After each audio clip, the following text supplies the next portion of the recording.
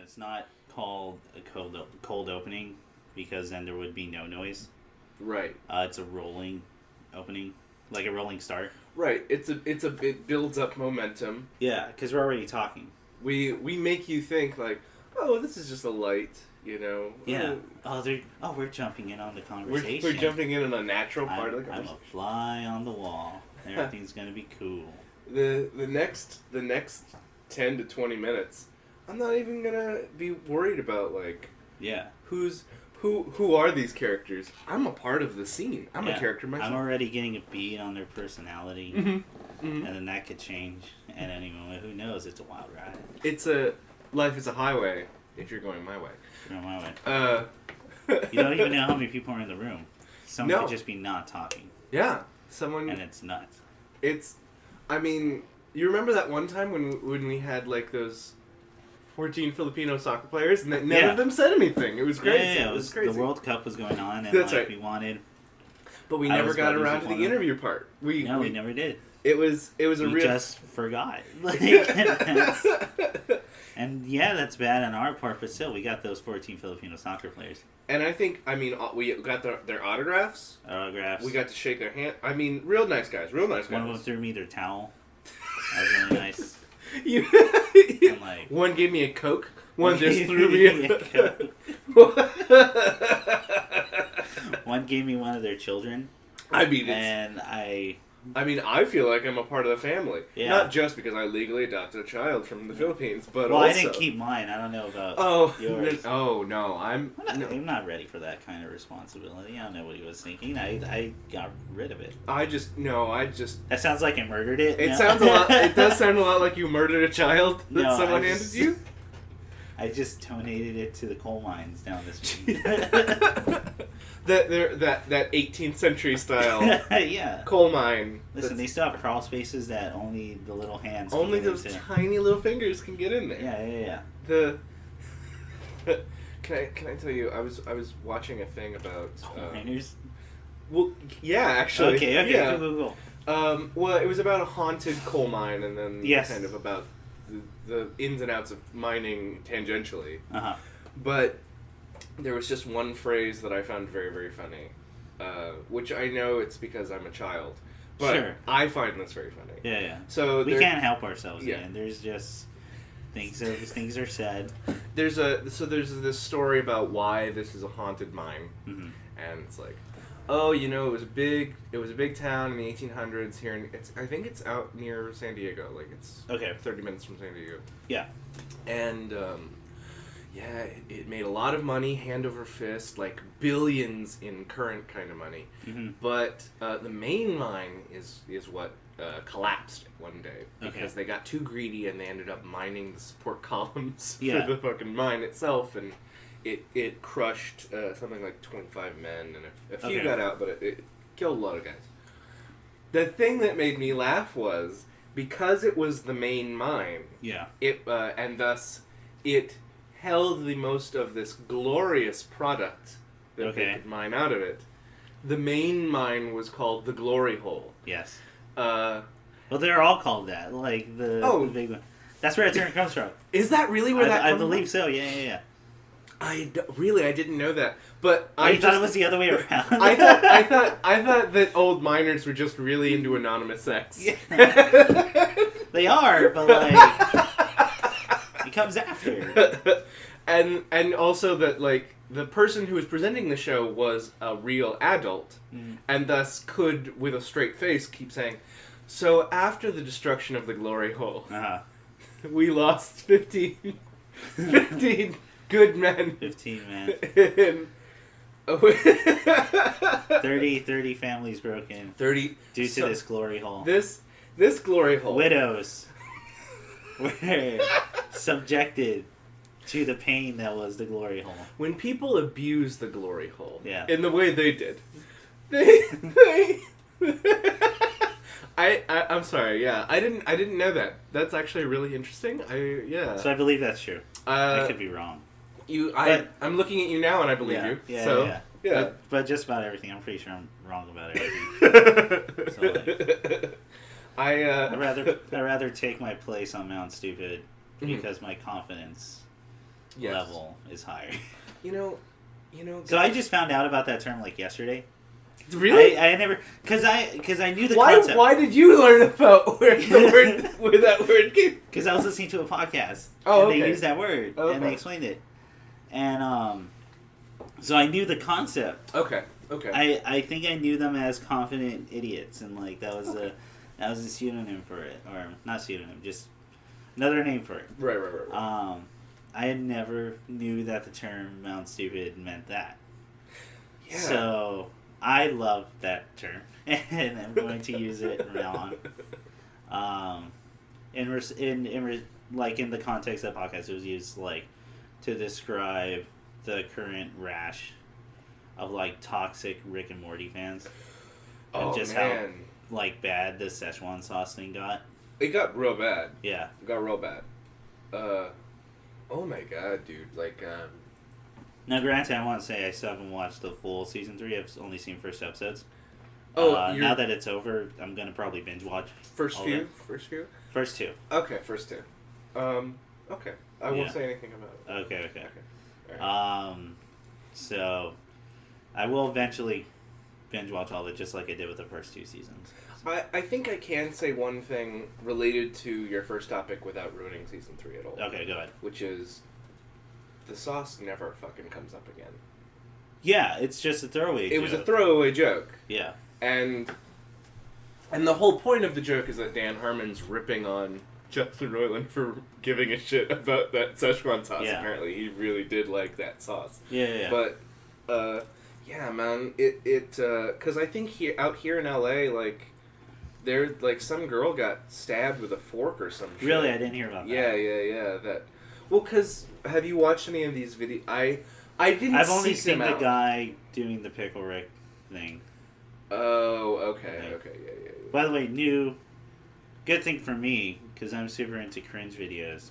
Oh, yeah. That's going to be a new wave of just me getting my cringe fix. Ugh. There's something about the way, this is going to sound real sexual because it is. Just the way my body reacts to watching cringe. You know, sometimes I see him like that and I just think, oh, God.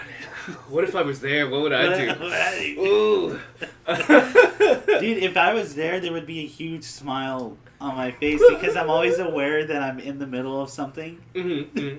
and it's me looking around. Because I know exactly how to react, because I've had this happen to me before. Mm-mm. And it would be me looking around to other people going, we're in, like, the throes of something amazing here. This is a moment, gang. Yeah. We're all in for a treat here. Someone's going to die. One of these characters will die. Yeah, it was the racist old lady. Yes, the racist old lady. Sorry, guys. Sorry to spoil. But are we really that mad? But have you seen the video of Ronald McDonald on a bunch of bath salts? No. Oh, it's pretty fun. There's a... I just had seen it kind of briefly in...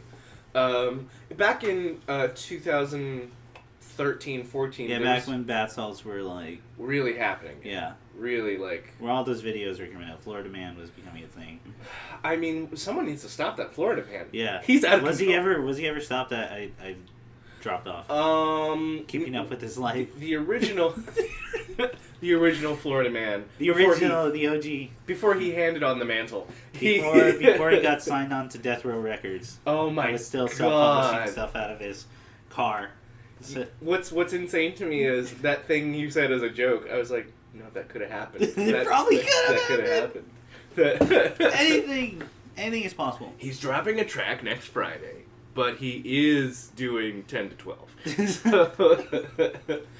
But there was a video on Vine, which also stopped happening in 2013-14. But on all these compilations, there was this video of a man who had done what I have to describe as a very, very competent Ronald McDonald outfit. Like, very well done, actually. Yeah.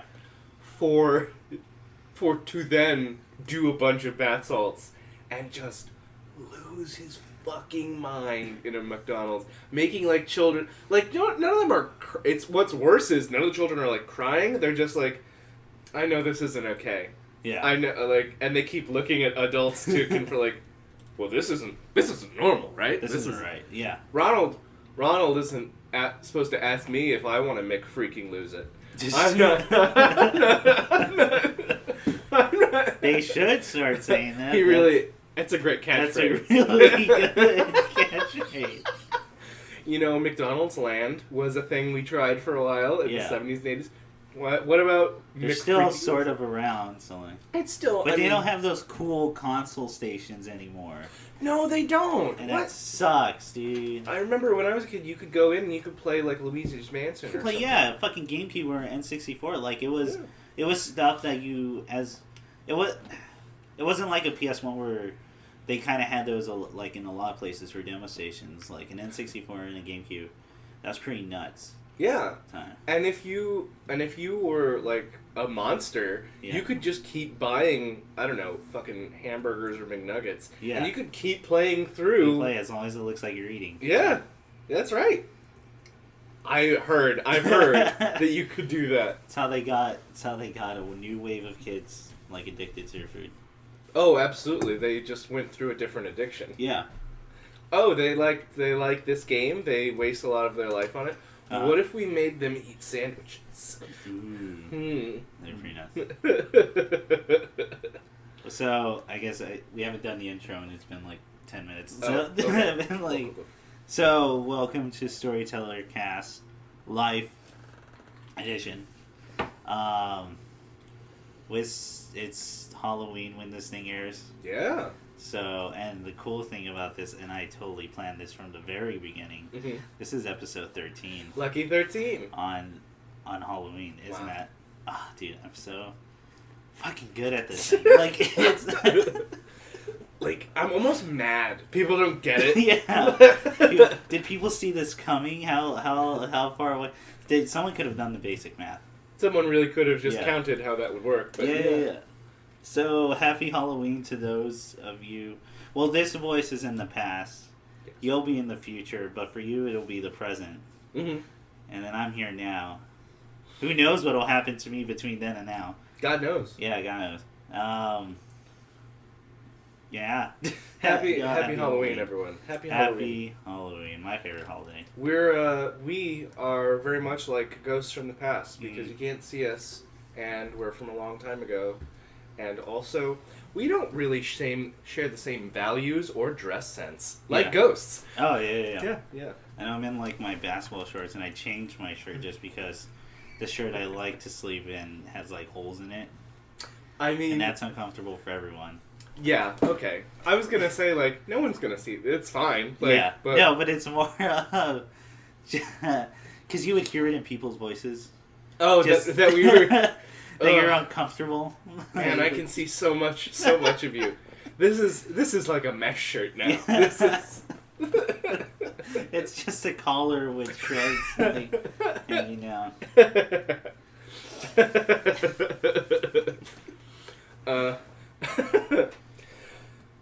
But no, he's not in a mesh shirt right now. I want to make that clear to everybody. Maybe next month. See what happens. You know, I mean. It's November. It's time to push boundaries. Yeah.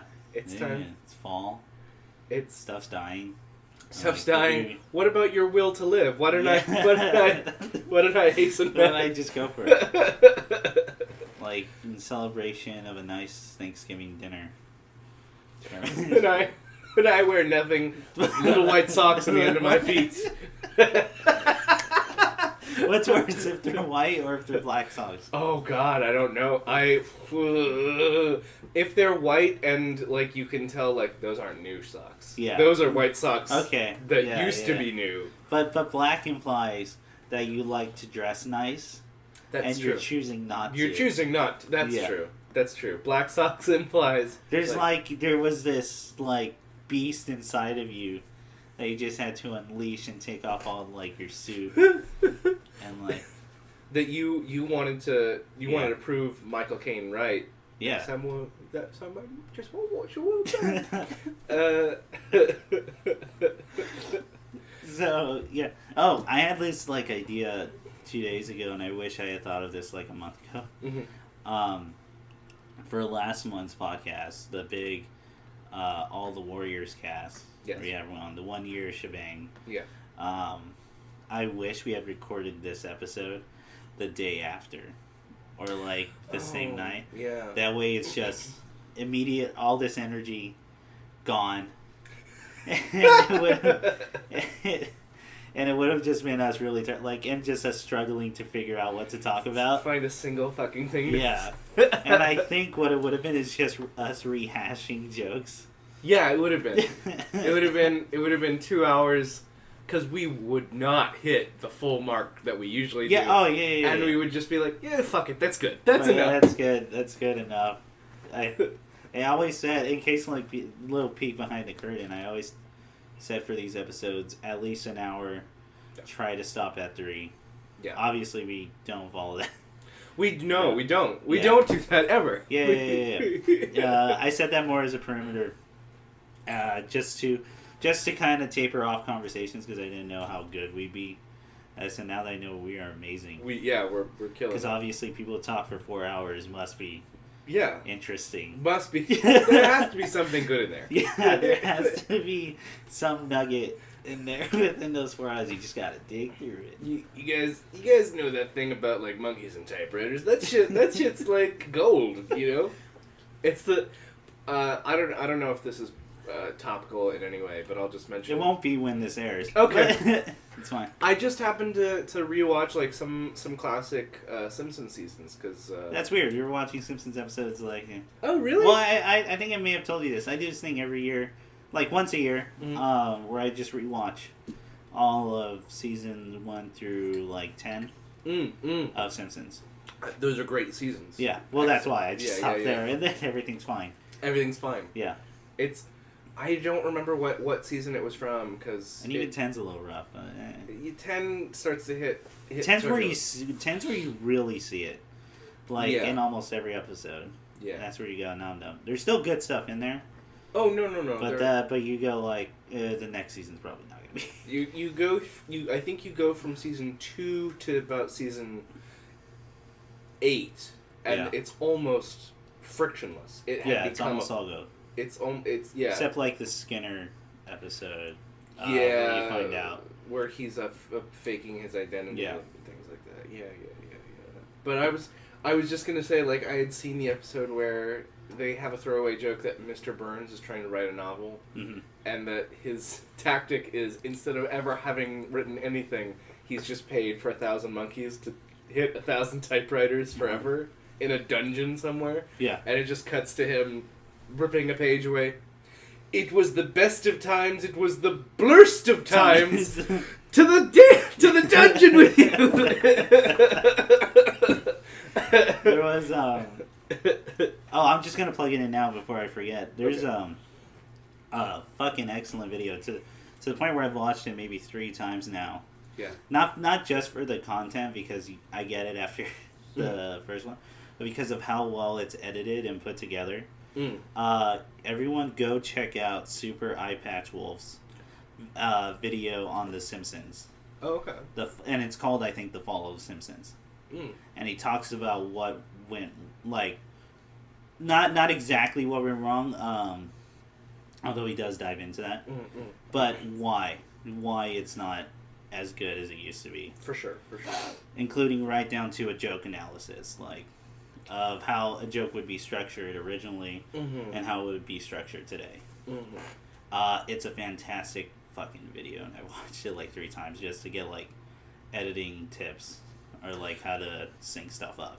I mean, oh my god, it's such a it's such a richly, like you said, so much gold. Yeah. There's so much gold. The Simpsons is a glory hole. Yes, To, it really to is. mine humor. Yeah. But the I'm just now thinking, like, you can literally just throw a dart at almost any of those first 10 years, and you'll find something that you never would have remembered. And I think that's why it's so rewatchable. Also, yeah. Like, that's why I do it once a year, because there's gonna be something that I forget. Because there's great jokes that are so funny, and you kind of like hold them with you as like, hey, remember this. And then there's other stuff that is equally funny, if not funnier, but it's an understated joke that kind of maybe doesn't hang with you the same way. Yeah. And you watch it and you're just like, what? So, like, there's a joke about Ringo Starr, who guest starred in an episode. Yeah.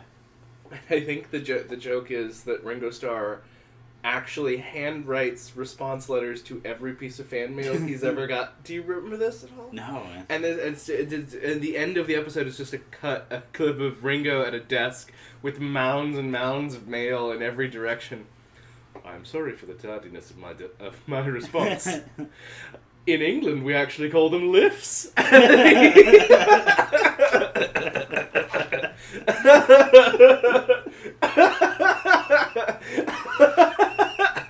There was one that got me fairly recently, because I watched the Treehouse Horror thing, and it's they're doing a parody of The Shining. It might have been like Treehouse Horror 2 or 3, and Homer's breaking down the door as at the classic. Yeah. And he starts off with, "Here's Johnny," and he misses the thing, and then David Letterman coming up on the stage and now.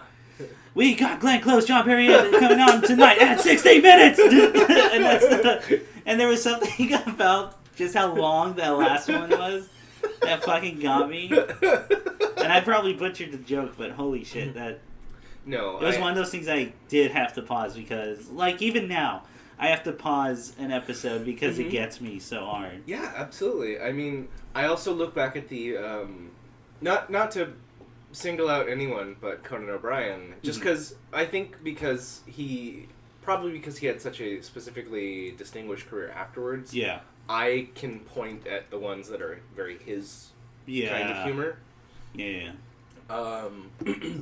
Besides Monorail, which was great. Oh yeah, it's still like one of the best ones. Fuck, it's so good. There's also the episode where Aunt Patty and Selma have a iguana named Jub, and just that as like a weird throwaway thing, or Homer's friend from the bar. There's one joke. Barney or Ralph, the white one. The white one. The one who isn't drunk all the time, who doesn't sound drunk all the time. So it's not Barney. And then there's the pair, who's the white dude and the black dude. Yeah, Lenny and Carl. Okay, Lenny. I think it's Lenny. Is it Lenny? Yeah, okay. Lenny. And they just show you the first clip, like, in season 7, where Lenny lives for the very first time. Okay. Do you remember this? No. And the clip is just Lenny lives in an empty room with one table and one chair and a can of beans. Oh, yeah, and he just looks... Please don't tell people I live like this. I don't know why I like that joke so much.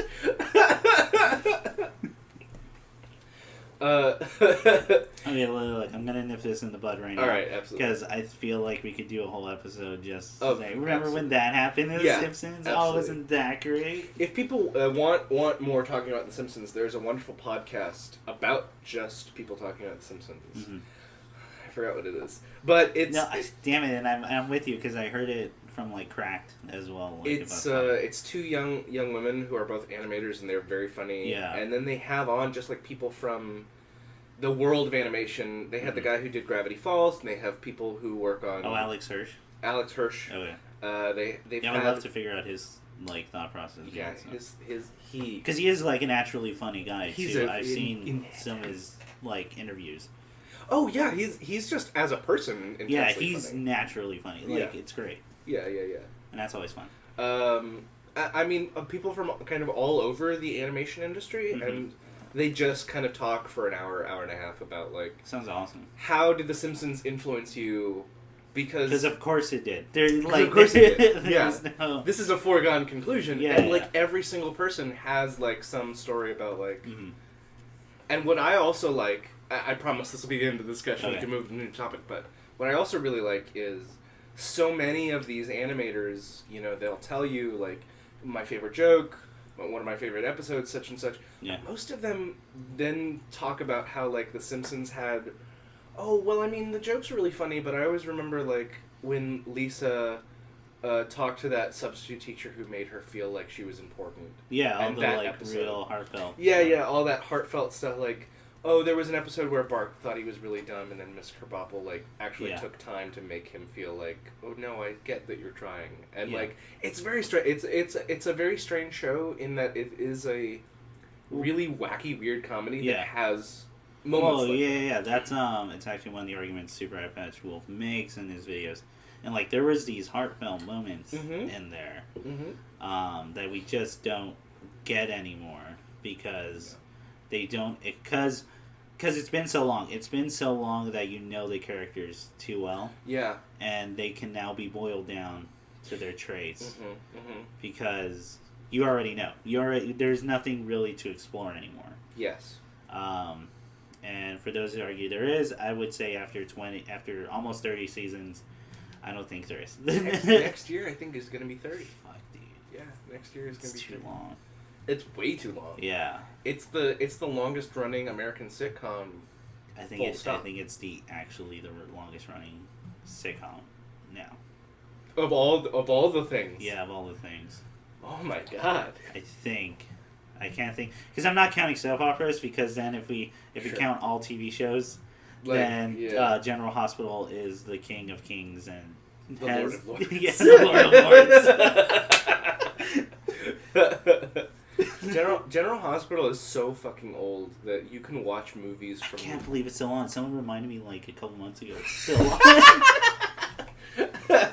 Isn't Grey's Anatomy still going? Grey's Anatomy, I think Days of Our Lives is still going on. Shit. Yeah. It's very weird. How many people can die? Right? And be brought back to life? How many people can have amnesia and then have sex with their partner's twin? A lot. A lot is the answer. But what trips me out... Let's talk about soap operas a little bit. But no, because there are so many famous... great Halloween episode. Go. No. There's so... Oh, yeah. Happy Halloween, everyone. We should just say Happy Halloween. Just period. Without ever, like, talking about anything supernatural or spooky. I mean, I'm totally game for that. Nothing of the nature.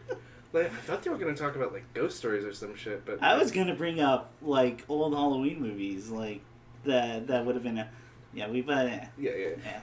But General Hospital. But General Hospital, because like the Francos both got their work on soap operas. I think it was Days of Our Lives. Really, James Franco and Dave Franco both got their first like paychecks. Really, did not know that. The actress who inspired Harley Quinn as just a character in fiction. Yeah. Was just made up from whole cloth. From a dream sequence in an episode of Days of Our Lives. Mm-hmm. And which, by the way, that actress was then hired to play the original Harley Quinn. Yeah. But still, like, what? I'm trying to think who else. I think David Cross's wife, she was in sitcom. Wow, really? She was in soap operas for a really long time, I think. Dude, fucking probably. Yeah. Everyone probably had their shot. At some point. Yeah, man. Like it's the problem of unlimited amounts of time to fill. I'm sure if even I audition, I can get like a bit role. Yeah, absolutely. You'll get a bit role, and then they'll suddenly decide that you're very important to the plot line. Oh, you know what? Shit, we fucking need we have a hole to fill. That kid, that you remember the guy who was in the magazine stand? Put him in the hospital bed. What if he was the secret baby love child? What I'm also imagining that all people who run it are still from the 1920s. That they haven't aged or changed. See, if I was in a soap opera, I would want to play a very specific character. Well, two. I would either want to be one coma patient. Sure. Great. Because I fucking love to get an acting paycheck for just lying in a bed. 2, I would want to be magic pixie, like Hispanic man. Oh, sure. Or Chicano person who just says a wise ass thing. Yeah. Like you're working in some kind of service industry, and the white people come into, and then it's just like, oh, I don't know what I'm gonna do. It seems like Roy doesn't love me anymore. But I don't want any of my lines to make sense. They're just like, sometimes you gotta learn to hold them, and sometimes you gotta fold them. And then just leave. You know, sometimes like as they're bar trying to plug. The bottom of the glass will never help you, and they're in like a hospital or something. What? That does? I'm not. What? No one's drinking in this thing. And then, but then they just keep using you. They keep using you when they don't know how to end a scene. You become just peppered in. You're like, if the bra doesn't fit, then leave the situation. The fuck does that mean? The bra doesn't fit. I remember that. Okay, yeah, favorite Prince saying ever. That's a pretty great Prince quote. Yeah. I don't care about anything. Well, no, I do care about stuff that Prince said, but that's a pretty amazing. Yeah. I wish that was written on his tombstone. It's what if the bra doesn't fit? Yeah. But in my world, everyone has like one of the dumbest lines they've ever said printed on their tombstone. Sure. So I feel like that's where you really see a person. You see the depth. Thomas Jefferson. Is that a raccoon? Just on tombstone. What are you gonna do? Stab me?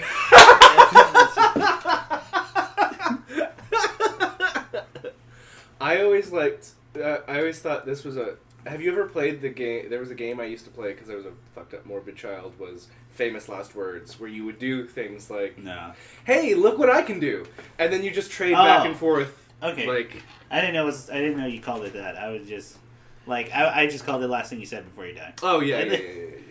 Same exact. It's the exact same thing. Exact same thing. I can't believe I ate the whole thing. And I want to know what. Yeah. Oh no, he actually ate a rhinoceros. He exploded. That's another Simpsons reference for folks taking tallies out there. True story.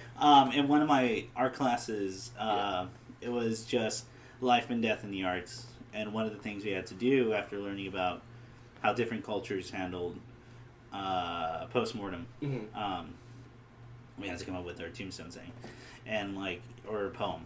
Yeah. And a lot of people wrote really long, beautiful poems. I never read them, but I'm sure they were beautiful. They were lovely. Yeah, they were lovely, lovely poems. And all I had in my little on my piece of paper, just one line, and it said, "I can't believe he ate the whole thing." And I got full credit. That's amazing. And she wrote, "That's fucking hilarious." Well, she didn't write fucking, but it's like, that's hilarious. You could read into it. Yeah. And she went, "No, yeah, that's full credit." That made me laugh. Do you remember? One line I always really liked. When I were a young man and I got to go, I used to have a Disney pass, and I would go to the Haunted Mansion because it was it's the best. Man, I was also young and had a Disney pass. What happened? What happened to us? The prices got the prices did go up. And also, you don't want to fucking drive to Anaheim. That's a whole day thing. It is a whole day. Yeah. Even my 2 jobs, I can't afford to do it anymore. Yeah. This is get on that, guys. Economy. We don't have to get into that, but and it's now ruined. I've noticed it has ruined that if I do get a ticket to Disneyland or California Adventure, I don't use the hell out of it. I do the same thing I did with the pass. I go for 2 or 3 hours and I do the things that I want and then I just leave. Yeah. I know exactly what you mean. Yeah. Because not everything in Disneyland is equal. No. It super isn't. It super isn't. Yeah. I want to do Space Mountain. Yeah. The Haunted Mansion. Maybe Pirates if you're feeling. Maybe Pirates. I would do Pirates now because they changed it up quite a bit. Oh, did they? Well, ever since the Pirates movies, they put a bunch of Jack Sparrow shit. Oh, okay. Cool. But yeah, Haunted Mansion. Space Mountain. Matterhorn I'm pretty into. Yeah, I like Matterhorn. Star Tours now because it's a bunch of different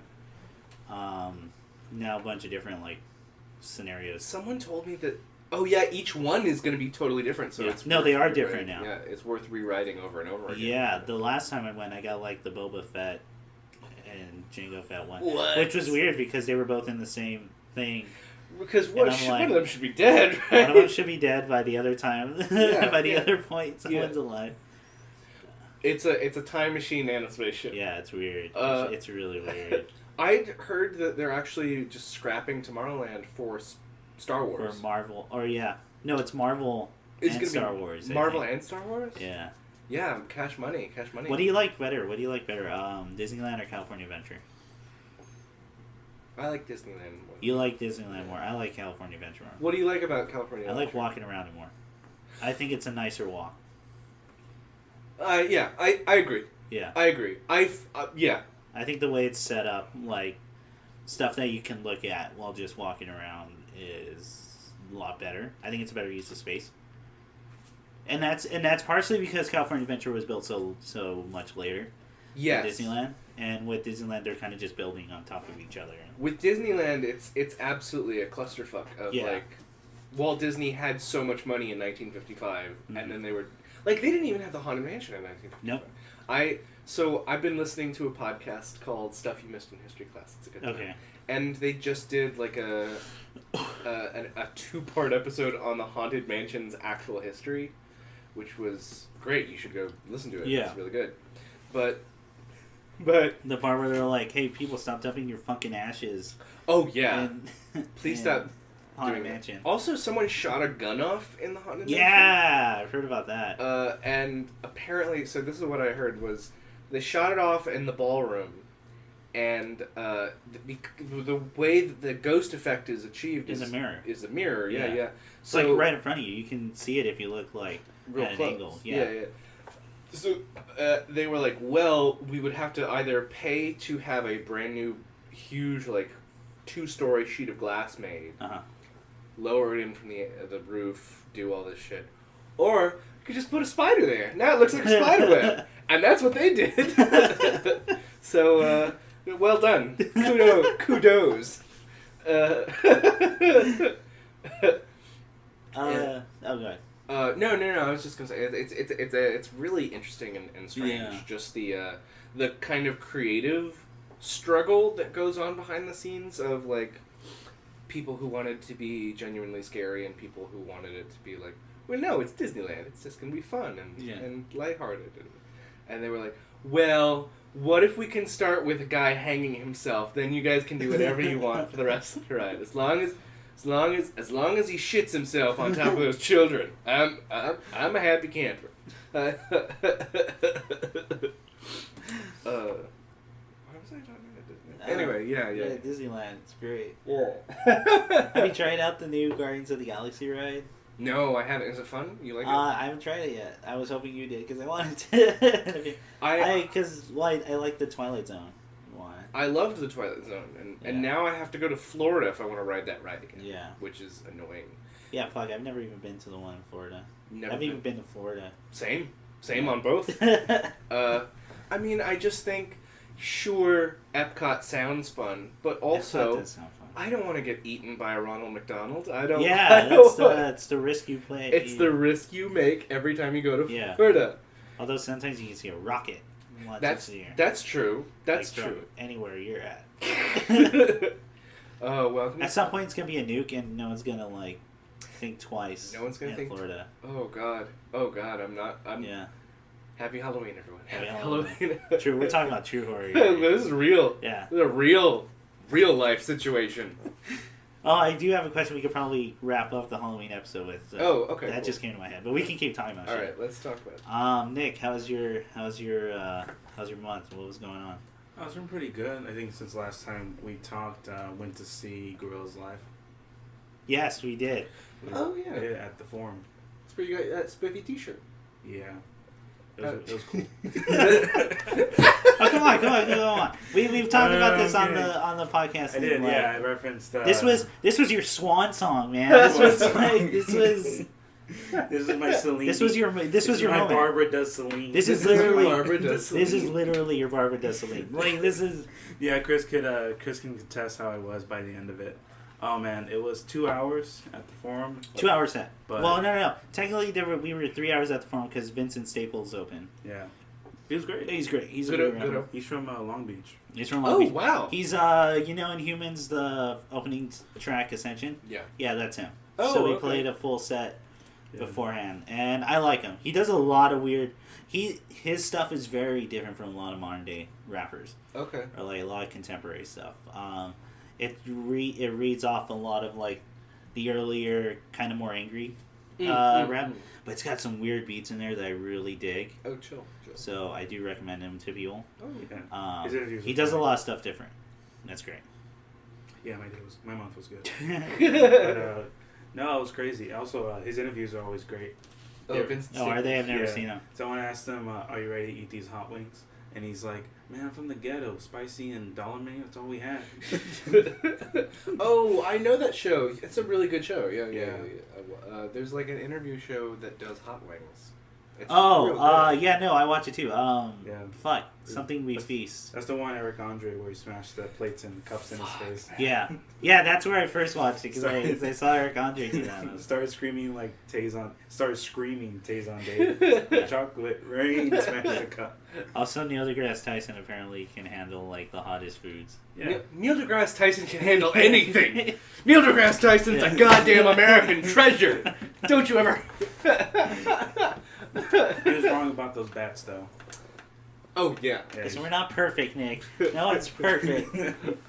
You're allowed to make mistakes. You know, Neil just cares a lot, and I think it's good that we have someone who tries, guys. Like, Leave him alone. leave him alone. Oh my god. Yeah, early aughts YouTube reference there. High five me. Do you know about his current life? What Isn't he a gay porn star? He is actually a very successul gay porn Yeah, I star. heard he's actually doing really good. He's doing great. He's doing great work. Yeah. Read it on a cracked article. Good. I mean, good for him. Yeah. He's that's a hard industry to keep consistent work in, and he apparently, Yeah, it is. He's found the pulse. It's not so hard where he's holding it, but he's found the. I'm sorry. That's No, I know. dumb I'm trying to joke. count like how many you're gonna get in. There's another one, but. So Nick, how's the show? It's okay. No. Oh, dude, it was man. It was just honestly just an experience because just every like beginning to end, it was just like it was all consistent. All the guest stars were on point. The visuals were fantastic too, where they had like a lot of shows you see on live DVDs or videos where they have the screen in the back. No, they're behind the screen. Yeah. Like Wait, so what? I didn't know this. I didn't know this until like I always knew Damon Albarn playing behind the screen. Yeah. But apparently now he plays in front of. No, I meant the screen in the back, the big. Oh projector yeah, screen. the big projector screen. Oh, okay. Yeah, and on top they had a big giant circular screen where between songs they had 8-bit versions of the band members. Oh, that's really cool. Yeah, it was really cool. Yeah, they opened up with at the forum M1A1. Which is a great fucking song to open up with. I didn't even think that's what they were gonna open up with. Yeah. I thought Ascension was gonna be the first one. Oh yeah. Because that's such a strong like intro, and plus it's from the new album. Yeah. But M1A1 is such a good starting point. Yeah. Yeah, dude, I was completely thrown. I didn't think they would play anything from earlier besides Clint Eastwood. They played so much from the So earlier tired. shit, dude. Yeah, everyone was like they got as many guest stars as they could. There was so many. I'm honestly There's so losing many. count. There were some points where there was like 5 of them on stage at once, all doing something. Did they play so M1A1? Did they play a little bit from like kind of their full discography? Did they jump around? What about D-Sides? I don't know if they played. Did they play anything from D-Sides? No. No, right? No. It was, And that was the one album me and Andy were like talking about. We went with our friend Andy. Yeah. Where we were like, I'm probably like, they're probably not going to do anything for D-Sides. Even though I would like Samba 13 because that's weird. Yeah. D-Sides had Chinese New Year. Yeah, the Chinese New Year I mix. really liked Me too. Chinese New Year. Yeah, Sometimes mixes are good. Yeah, the original singer for Dirty Harry was there too when they played Dirty Harry. Really? Yeah. Del the funky Homo sapien, was there for Clint Eastwood. Dude, Rock the House. Any Demon Days bits? Oh yeah. Oh yeah, a lot. Absolutely. A lot of that. I mean, including Feel Good Inc., which is of course everyone. Classic. Yeah. Which the way they introduced that one was great because De La Soul just came in and like screamed like, as loud as he could, and it was amazing. Like I was like, it's still one of the reasons De La Soul is one of my favorites. Is because he's got such a powerful fucking voice. I think he's great. Yeah, and then when he plays Super Fast Jellyfish. Oh, Chris dude, over here. I freaked out freaking because that's actually my favorite Gorilla song. Oh, really? Yeah, I absolutely fucking adore that song. To the point where I was singing along the entire time. Well, not singing, more like yelling. Sure. And just every lyric, including all the little bits. With the Frosted Delight. Yeah, Frosted Delight, Ranch Chicken, and like all the... Because I love it so much. I think it's such a good combination of their great rap stuff and De La Soul's style combined with the goofiness that some of the Gorilla songs do. Oh, yeah. I just... Fuck, dude, I love that song. That sampling is amazing. Yeah, it's really good. I love that song. I would put it as the outro if I didn't fear like copyright infringement. Sure. Yeah. Just play the parts that are from the commercials that they put Yeah. in. Yeah. Oh yeah, maybe that's why. Because I'm a huge fan of like commercials in like universes. Same. Yeah. So yeah. Sorry, keep going. Well, they played a lot of that. They played self-titled and Plastic Beach, Humans, Demon Days. They also played the extended tracks from Humans. Oh, really? Yeah, all the guest stars were there too. They had the singer for Out of Body. She was fantastic on stage. That was one of the best. Then for Stylo, they had the screen in the back. They played it, but on a top circular screen, they had a picture of Bobby Womack in tribute to him. And then they had someone beforehand, before they started playing that, someone come in a camo, those military where they have all the strains of fabric. Yeah. Disguise himself, and he takes it off, and it's Bobby Womack's right hand producer, and he sings along with him in tribute, with Damon in tribute. That's really nice, man. And Benjamin Clementine was there singing Bobby Womack's part. Really? But he was giving it his all. Like, he knew he had to give it his all. Yeah, for Bobby. Yeah. Because Bobby has such a natural, iconic, powerful voice that, like, you have to give it your all. Yeah, absolutely. Yeah. That sounds like such a good time. So it was a 2-hour show out at Palladium? Out in the Forum in Inglewood. Oh my god. And then I didn't know it. I actually didn't know until after, and people showed pictures, but they had the actual car they used in the music video Stylo. What? There for people to sit in. Oh my god. But They did? they did. Yeah, Fuck. exactly. I didn't know until after I saw the pictures. The fuck? Like, Yeah, the actual car. I thought we walked around the entire fucking thing. Like, I guess. No, it's huge. And then Busted in Blue was freaking Yeah, beautiful. that was cool. Yeah. People do the lighter thing. Well, now it's all cell phones. Yeah. Lights. So I had never been in a place big enough, like, to just have that full effect. I've been in, like, House of Blues or something like that, where it's a lot on a smaller scale. Yeah. But, man, like, all the lights were off except for the lights from the camera. And it was so fucking cool. Yeah. It was, I felt like one of those hippie girls. Like, those hippie white girls. You're ready to have your body taken Yeah, where I advantage just, of. oh, that plays well for audio. I have both of my arms sticking around my head up, just swirling around. Posing. It's like Woodstock. But yeah, if you Even turn, though it's lights, but whatever. It was fucking cool. Yeah, we were in the front. But Yeah. Oh, you guys were? Yeah. And, yeah, dude, I can show you photos later. We were right there. Like, because we were like, if we're going, it's front or nothing. Like, Right. for us. And then they play Strobe Light, which is freaking crazy. Dude, everyone's busting a fucking move, like, for those songs. It was crazy. Everyone was dancing, man. It was awesome. That sounds really cool. Did you talk about Lil Sims? No, I was gonna get to that actually Oh, because okay. I just talked about how Out of Body and how awesome Kylo was. Oh, she's great. She was she's awesome. She came out like in a big giant flowery dress. It was pretty crazy. It was insane. She's great. I love that song. And after that, Little Sims, it was a British rapper. She came out with the new single that they released a couple days ago. No, a couple days after. Is it out now? Not for purchase, but it's out. Like, okay. I'll wait for it to come out for purchase because I want the full like mastered version. It was fantastic. Little Sims comes out, no introduction. Just no introduction. Yeah. This song hasn't been talked about or released yet.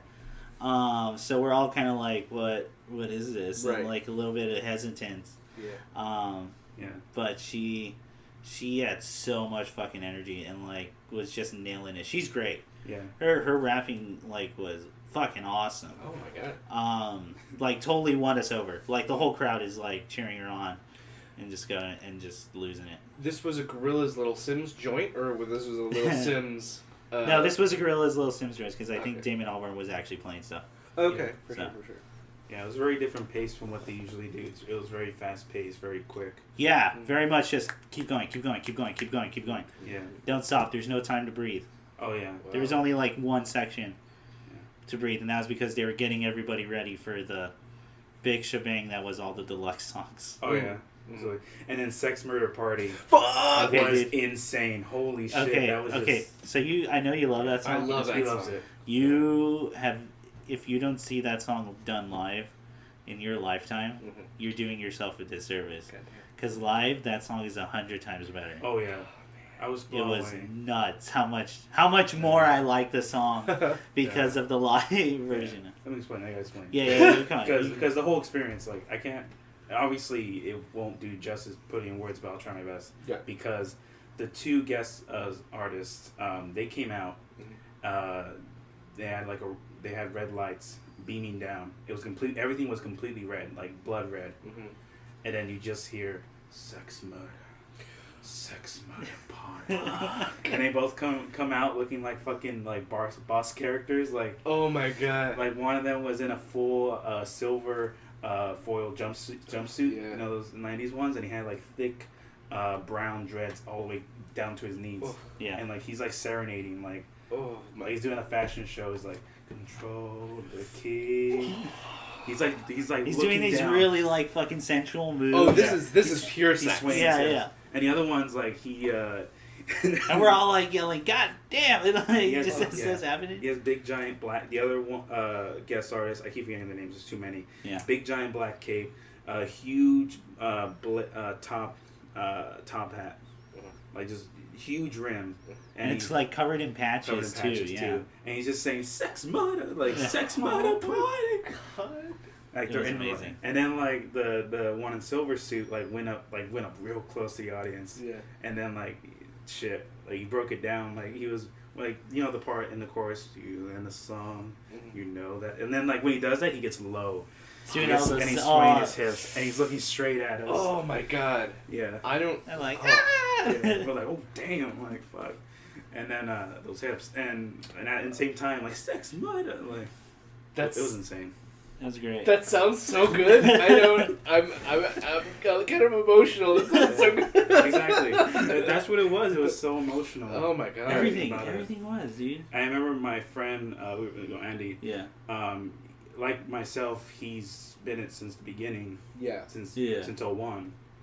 And Since no, literally like Yeah. 01. Since MTV. Since Op One.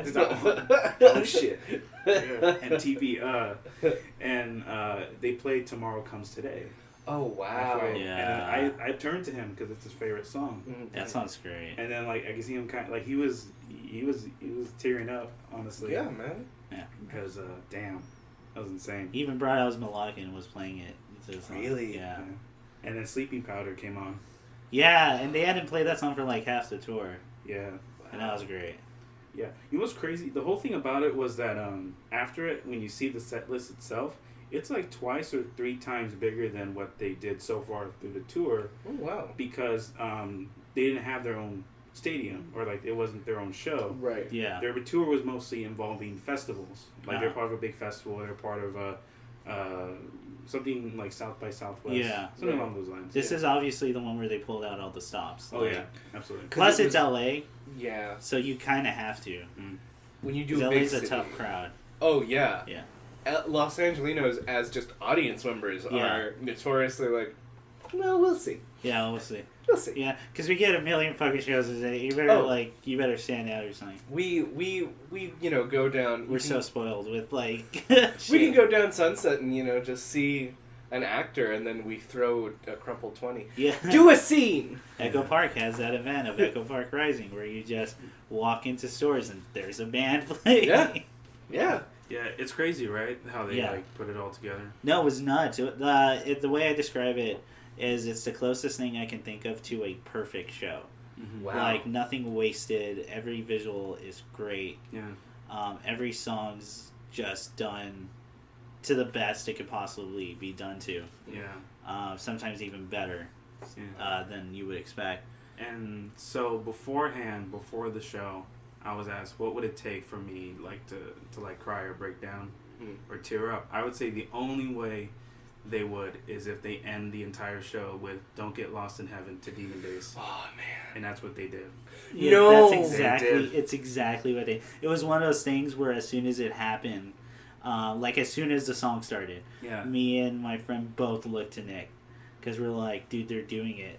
There's no way they're not doing it. He can tell me how. He can tell you how it was. He was a broken man.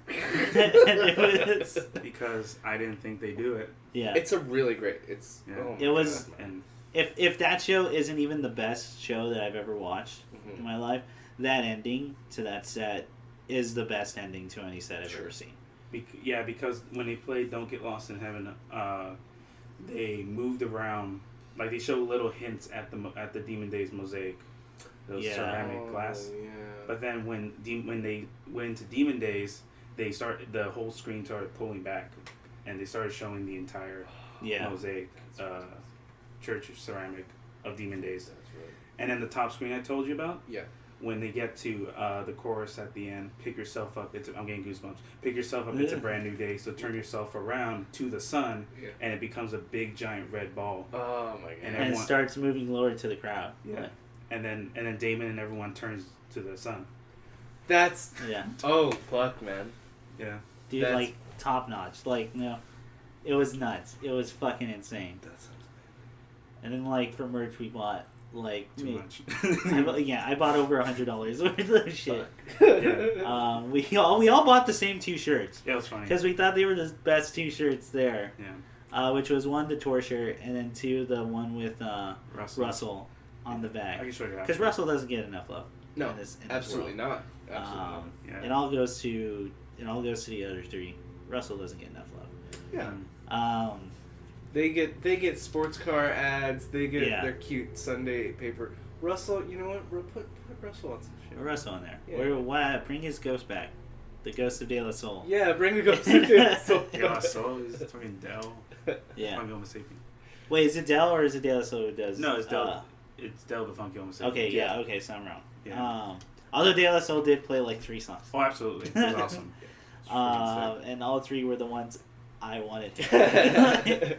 And which of course is Super Fast Yellow Fish. And they played the unreleased track Idaho. Yeah. Ooh. Because I think they wrote that on tour too. On tour, so that was cool. Yeah. No, dude, that shit was great. I mean, I bought a beret. It's the same beret that 2D wears. I really want to see that. Yeah, I'll show you later. Yeah. Noodles glasses from the album. Oh, chill. Because they were all $10. So everyone had one. Yeah. That actually sounds really cool. Yeah. Buttons and shit. Fucking. Yeah. The poster, of course, I still gotta find a frame for it. Mm. I haven't taken out the 2 because I want to find a frame. It's a precious treasure. Yeah. Keep that. It really is. Yeah, same. Holy shit. Oh, dude, and the fucking when they played Stylo, the whole tribute to Bobby Womack. Oh, we were just talking about. Oh, okay. Yeah. No, I mean, I was here for that conversation. I didn't leave for a second. But no, that. God, I hope it got picked up on mic. And then Let Me Out was great. Yeah, Let Me Out was great. Yeah. PopCam was funny. It was Saturn Bars. Yeah. They played it. It was recording a PopCam. Oh, okay. But everyone was singing along the way people in the U.S. would sing to anime openings. Where they're like, and then the English Yeah, then they know the actual chorus. You were shocked. You were shocked. So same with that all my life. And to be fair, the only part I remember besides All My Life is the Fibbiacino's like sequence and stuff. Yeah. That's pretty funny. It was fucking. It was great. It was, dude. It was fucking amazing. Oh, that's great, man. Yeah, it really was, man. It was worth 16 years. It was worth all that build up for worth- 16 Yeah. years? It was absolutely. Oh my god. You see, like it really did exceed any expectation I had. at Yeah. all going in. It sure did mine. Like I was already expecting like good shit. Holy fuck! Like 2 hours, dude. It was. Of just pure symphonic, just Yeah. just Yeah, it's everything you could have wanted. The music's great. The visuals are great. The atmosphere is great. Like it's a combination of everything. Yeah. So, When they played "We Got the Power," that was cool. yeah. Oh, I love that song. Yeah. She came out and was doing that thing where she was walking on the crowd. Like, Wow. yeah, it was pretty cool. She has a great voice. Mhm. Yeah, but fuck, by the end, but when it ended, like when the sun went out, and you just hear the clapping, I was like, Yeah. fuck, we're all broken. Oh yeah, Yeah. they've It was one of those things where no one asked for an encore. Because it's so perfect of an ending.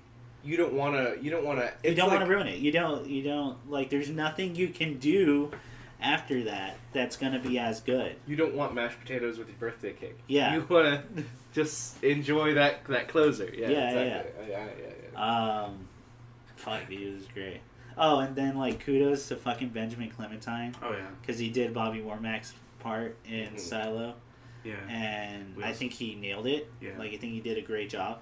And you can tell he's using his whole fucking body, like, to try to emulate Bobby Womack's power. Because Bobby Womack is so fucking strong, like, as a singer. Yeah, he's one of the best. Yeah. He is one of the best. Oh, for sure. We already talked about Damn it! Fuck. Fucking A. Okay, you know what? Yeah. What else do you do with your month? that month, about 2 days ago was my birthday, so I spent a nice. You're such a fucking asshole. What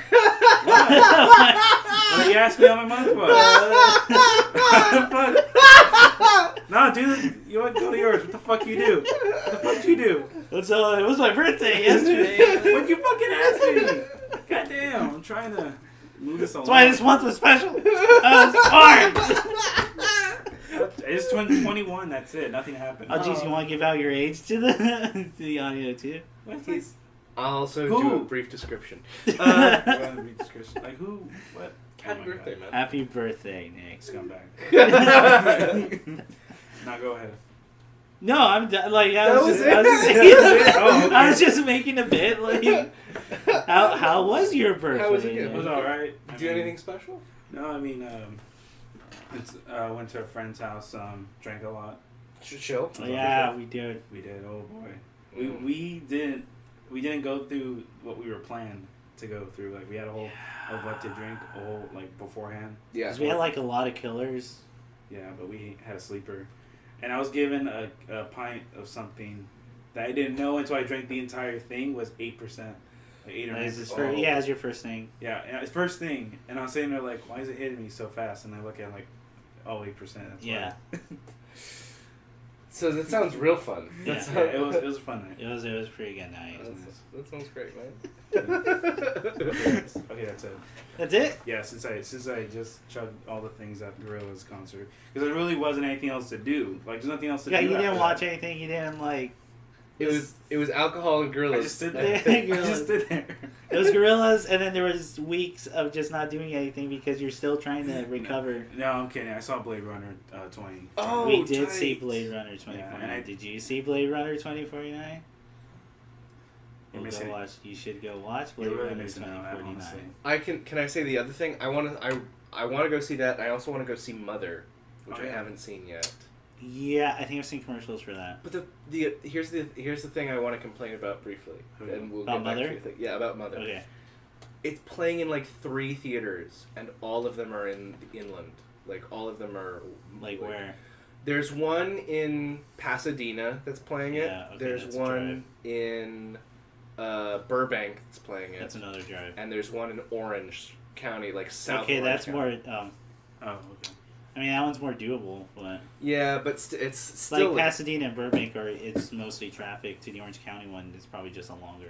Yeah, it's just a pain drive. in the ass to Yeah. go. So like, I'm gonna go see Mother. I want to Yeah. go see Mother, but what, dude? Just put it in a fucking like normal theater in LA. Do a or Fathom something. event. Yeah, exactly. Do a Phantom event. Yeah. I want to be able to go down to the steakhouse and movie theater and enjoy. Have I talked about that on the show? No, are you talking about the AMC in Norwalk? No. Dude, they do there's steak? No, but there's an Outback like right across the street. Oh, okay.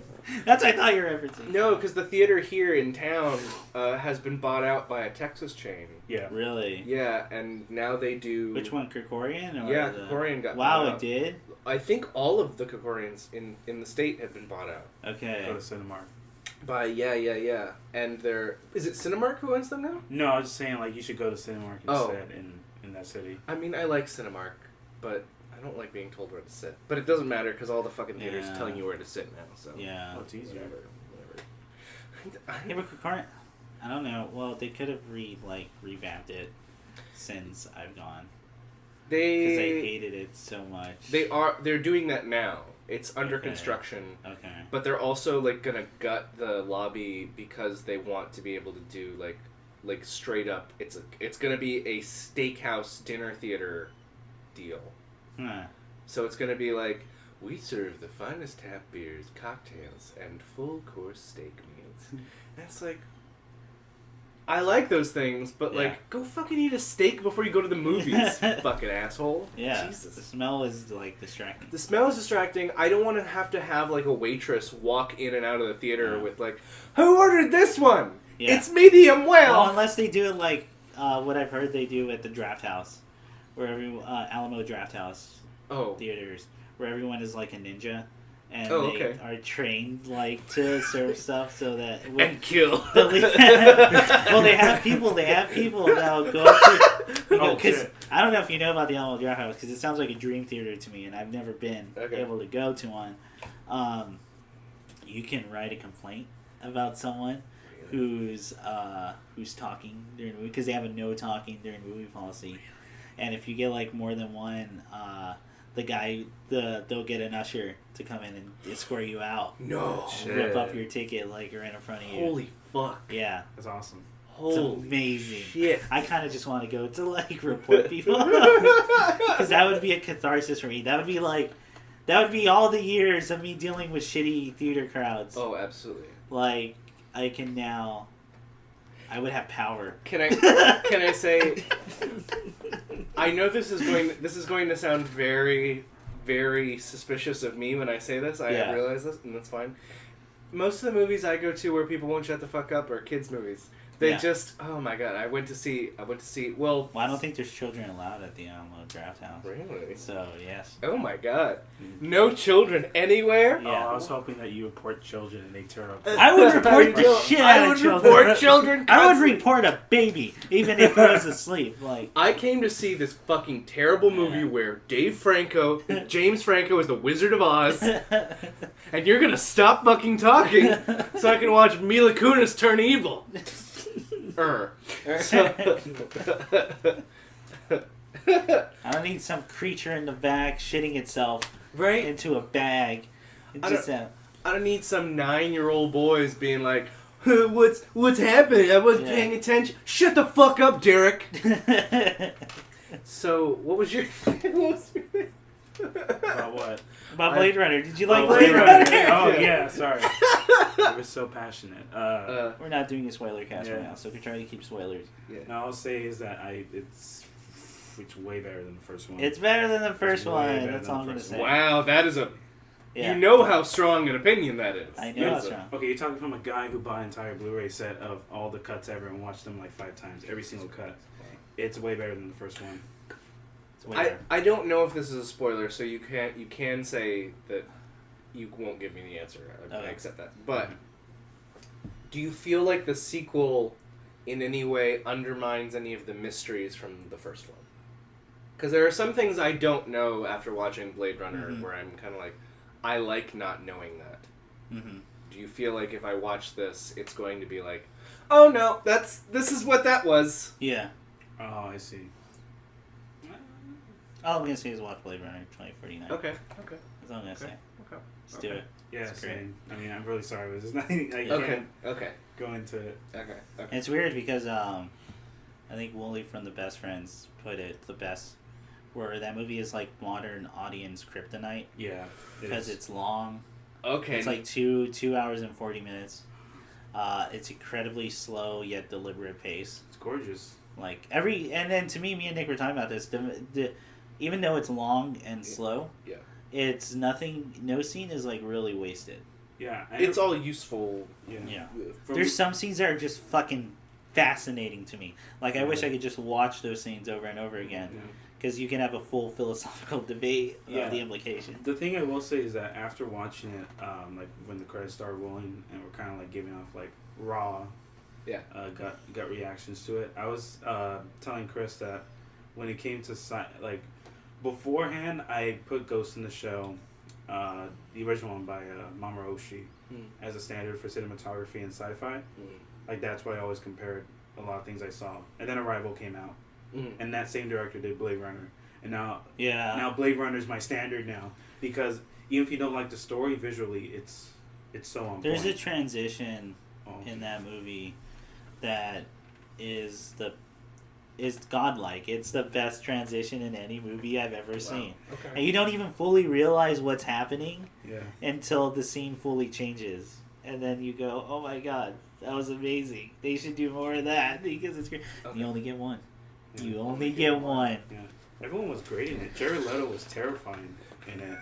Oh, he was great. He was terrifying. He actually has one of my favorite scenes in the Oh, really? He definitely has my favorite monologue Okay. in that entire movie. Yeah. Ryan Gosling was great. Yeah. That's really good. You've said many things that have convinced me I want to watch this Okay, movie. go watch it. I just If you can watch it in IMAX. Oh, okay. Because the visuals are so great. When someone describes a film as audience kryptonite, Yeah. that makes me immediately want to watch it. I'm not even I genuinely mean that. Yeah. It makes it juicy. Oh my god. I don't know if this You is get that elitist feeling. I don't know if this is going to step on. I don't want to step on your toes. You can Fine. cut this, but because it makes me then want to ask: did you catch up with Twin Peaks? No. Have you been? Oh, I'm sorry. Cut it. cut it! Cut Yeah, this cut it shit! out. Sorry, I actually haven't gotten to watch much of like TV shows for sure. as of late. I want to. I'm in the middle of that second season, man. Because I'm now just thinking about the first like 4 episodes of season 3, and audience kryptonite is the. Oh fucking yeah, regular. no, Oh, I've my heard God. the way those episodes are described. I mean, it's great, Yeah. but oh my god, Yeah. yeah. Okay. No, I'll eventually get to it. Yeah. So you liked Blade Runner? That was fantastic. Anything else? I think that's it for me right now. Okay. What have Very much. Ian? What have you been up to? What have I been up to? I was gone for a while. You were gone for a while. I was gone for a minute. Yeah. I've been doing some traveling around these United States getting to know my country. Guy, Getting to you know and my... your dog got into a car, and you rode Cannery Row, and Trails with My Dog. I forget what the actual book is called. I was just on the road, trying By to. Steinbeck. But yeah, and I was. And I like Steinbeck. He's so fucking dry, It's incredibly dry. and it's long. I think the Pearl is actually probably one of his best things, even though I never read the Prom. it's not talked about a lot. but Okay. I think it's one of his best works, actually, probably. I'm not craving Sure. John Steinbeck joint. I'm gonna be honest. I don't know anyone who's like, you know what I need to read. I need to read a Steinbeck. I need to read a Steinbeck novel. But to be fair, like the Pearl is maybe like 80 pages. Like it's okay. like that. Yeah, fair. Like Steinbeck wrote like a fuck ton of. Speaking of short stories, I have something to show you like after this. Oh, okay. Someone's got to remind me. I'll try to remember. Okay. Like Okay. it's something you'll definitely appreciate. Okay, great. Yeah. So what was I? Was I fucking talking? What were you talking? Oh what were you yeah. talking about? How was your trip across America? It was great. It was great. My trip to the liberal bastions of America. I went to two the places cities. where you feel safe. Yeah, it's a safe place. No, I went You to. coward. It's actually, you know what? I did not feel safe in many junctures. What do you think was gonna happen? Yeah. Honestly, like, what do you think was gonna happen? Like anywhere. It's the world is a dangerous, scary place. It is. Stay home. Can I? You know what? I'll tell. Well, I went on these trips to write about it. So you're gonna hear about it later on when I put them out. Oh shit! Storyteller Cast exclusive. Do you want to plug what There we place go. are you allowed to say? Oh yeah, I can say. I can Okay, say. yeah. I built it up. I haven't. I want to see if they'll partner with me to do anything at all. It's just called the site's called Modern Corsairs Library. Modern Corsairs Library. Yeah. Is where you should check it out. Is where you should check it out. You can get book reviews there, and you can also read about the traveling and what I've been doing over there, and Nice. some recommendations for specific places you should. Do I be. have a job yet?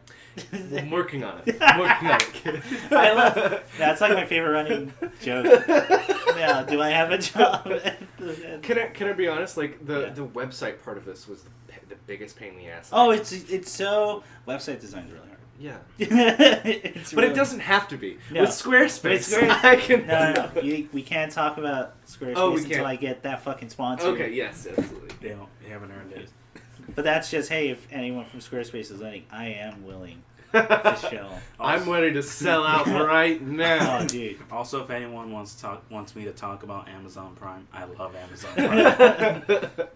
Why don't we talk about all these great things we've got from NatureBox.com? I I mean, NatureBox is a great way to. Nature I Box. thought you were gonna say let's talk Loot about the Crate Amazon is Prime. coming out. Loot Crate, Whole Foods, Amazon Foods. My least favorite one, which is MeUndies. MeUndies. Yeah. Yeah. Were you gonna say I was MeUndies? gonna say MeUndies. My Sweaty balls. Sweaty balls. Well, the best thing about MeUndies is Bill Burr's like song he does every time What's he the? gets in MeUndies. No, he just makes it up every. He just makes up a weird MeUndies. Yeah, song. MeUndies song every time, and it's great. His Loot Crate ones are pretty awesome. Oh, He's done a Loot Crate one. Yeah, dude, it's the best where he just reads it and he's like, and Assassin, and it's like Star Wars. Okay, I don't know what the fuck you nerds want with all this $5 crap, but apparently it sells. So I'll just read off it. Star Wars, that's cool.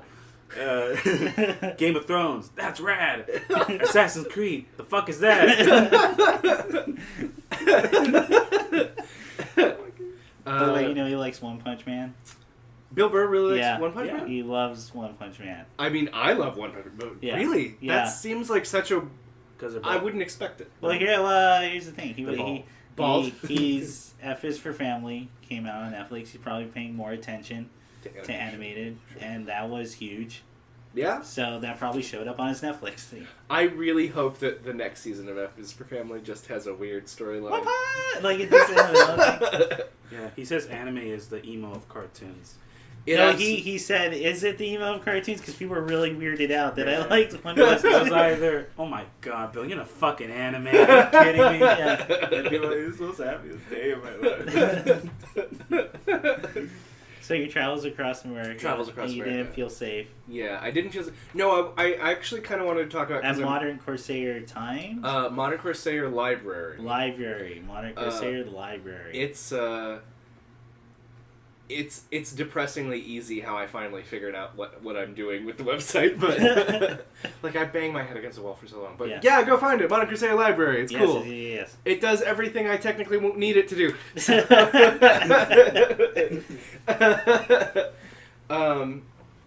So I was gonna just kind of talk a little bit about where I was staying because I'm not writing about that, and Sure. I think it's a fairly interesting story. Yeah, give us that exclusive content on this thing. Absolutely, man. That way you can link it on your dude. This is how you do the deal. This is synergy. Yeah. Hot take. That way you post it on your website and we can get more traffic. Hot take. Hot mic. So I stayed in 2 different cities in hostels. Oh, okay. Yeah. How And, much of your shit got stolen? Oh no! I had a comb stolen by an Indian dude, which was annoying. But yeah. Other than My comb. what was insane was I was so it was the first day I got to San Francisco when that happened. Yeah. It was in San Francisco, and I was fucking exhausted from the flight, and I was like, just knocking out. Yeah. I was lying there, and like my shit was open, right next to my face on the floor. Yeah. And I just saw that guy pick up my comb and then leave, and I was like, I could stop you, but what a fucking insane... Like, you know what? No, it's not worth... I'm gonna go to bed. Yeah. I'd rather have my hair disheveled than get out of bed and start fight a confrontation about a comb. Yeah. What a... It's like, they're like $1, man! Go get a fucking comb! Anyway, Yeah. I bought a new comb. And I'm sure you were all worried. Yeah. So I was in Portland and in San Francisco. I was in these like disheveled old Victorian houses that like 20-somethings were renting out. Sure. Yeah. And because it was the hip thing to do. It's the hip thing to do. It's the cool thing to do. Mm-hmm. So I'll tell you about San Francisco. So in San Francisco, I went up like this. Okay, so I get there. And they send me a number to unlock the gate because it's not a great neighborhood where this is happening. Also. Okay. So I unlock like a bike lock that's around the chain link fence. That's amazing. Open that, lock it back. Then I get to the door, and there's another keypad lock on the front door, and I'm like, I fucking hope this is the same number. Yeah. Because this is 1:00 at night. I'd been at a bar, so. I punch in the number on the keypad and it doesn't open. Yeah, of course it doesn't. And now I'm worried. And so I just think, maybe it's the same number, it's just backwards. And then I punched it backwards and it doesn't work. And I'm like, maybe it's the address. And I try like 5 times and then the light comes on that says, you can't put in any more guesses right now. And now I'm panicked because it's like, very late. Because you're going to die. I'm gonna die. And so I just start pounding on the front door. Like, hello? Hello? It's me from the website. And then this, like, this fucking... Sorry, this is so...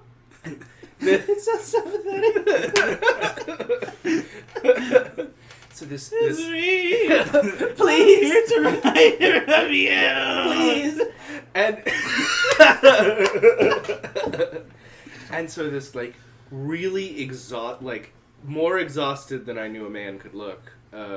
Filipino dude opens crazy the door. to deal with me like. I know. This guy who looks like his face was painted for a silent film. Tired, like just. Wow. And he opens the door and he's like, I don't live here.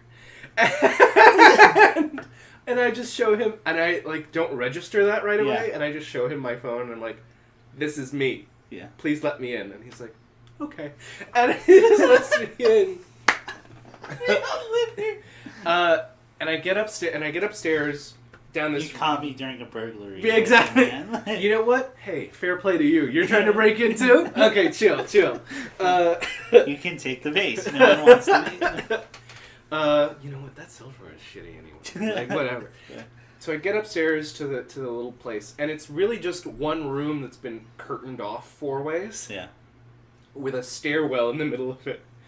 So I get to my curtained off bed, and I lie. There's someone sleeping in it. No. Okay. What's worse? It's maybe not worse, but it's certainly something I wasn't prepared for. Yeah. So. There's a raccoon. There was a raccoon. I get there, I lie down, and I'm just like ready to knock out. I'm just exhausted and a little bit drunk. And I can hear like through one curtain of separation from the foot of my bed, I can hear like a. Yeah.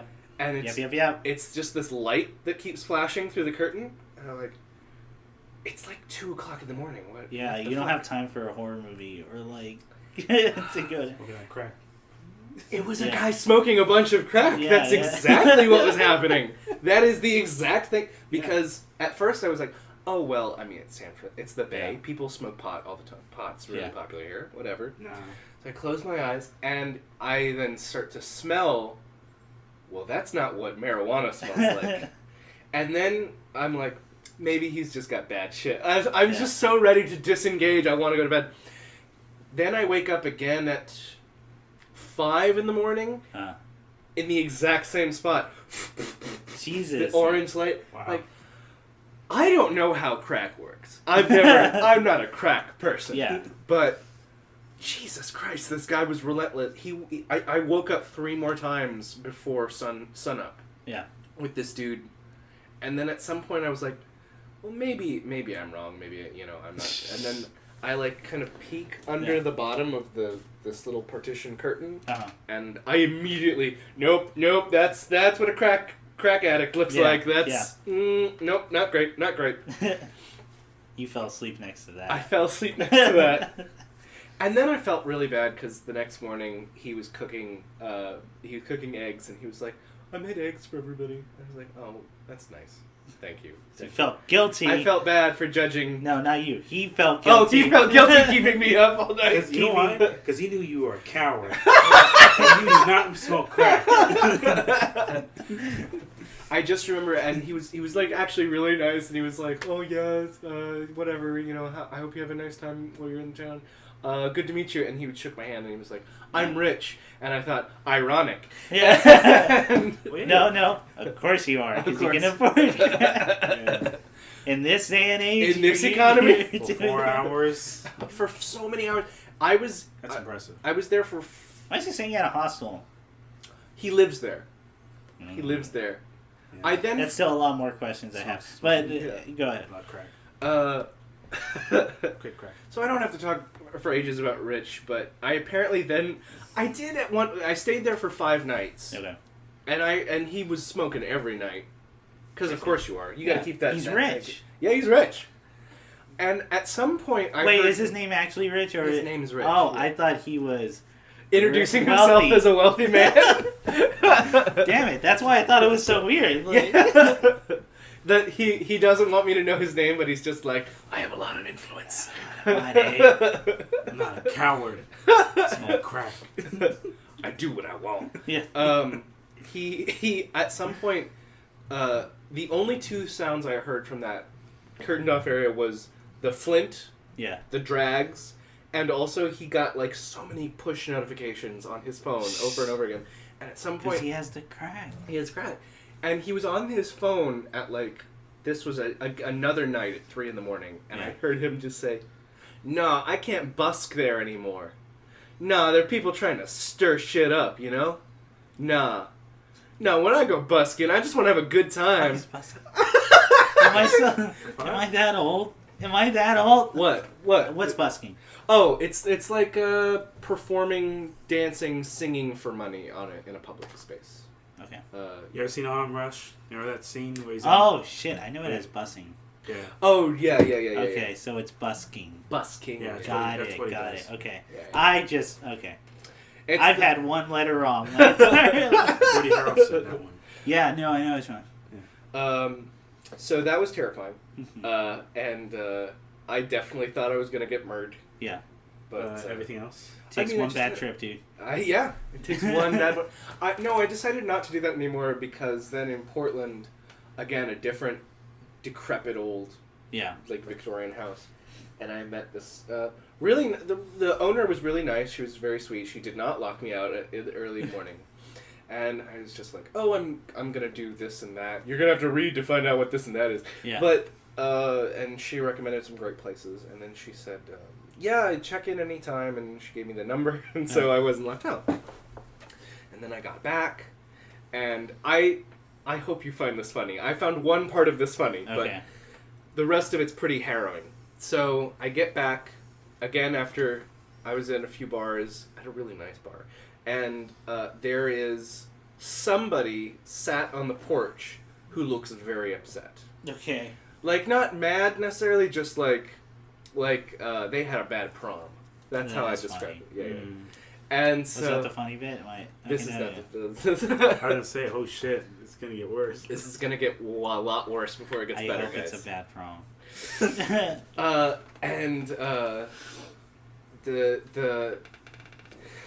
So what ended up happening is I got to the front door, and this woman...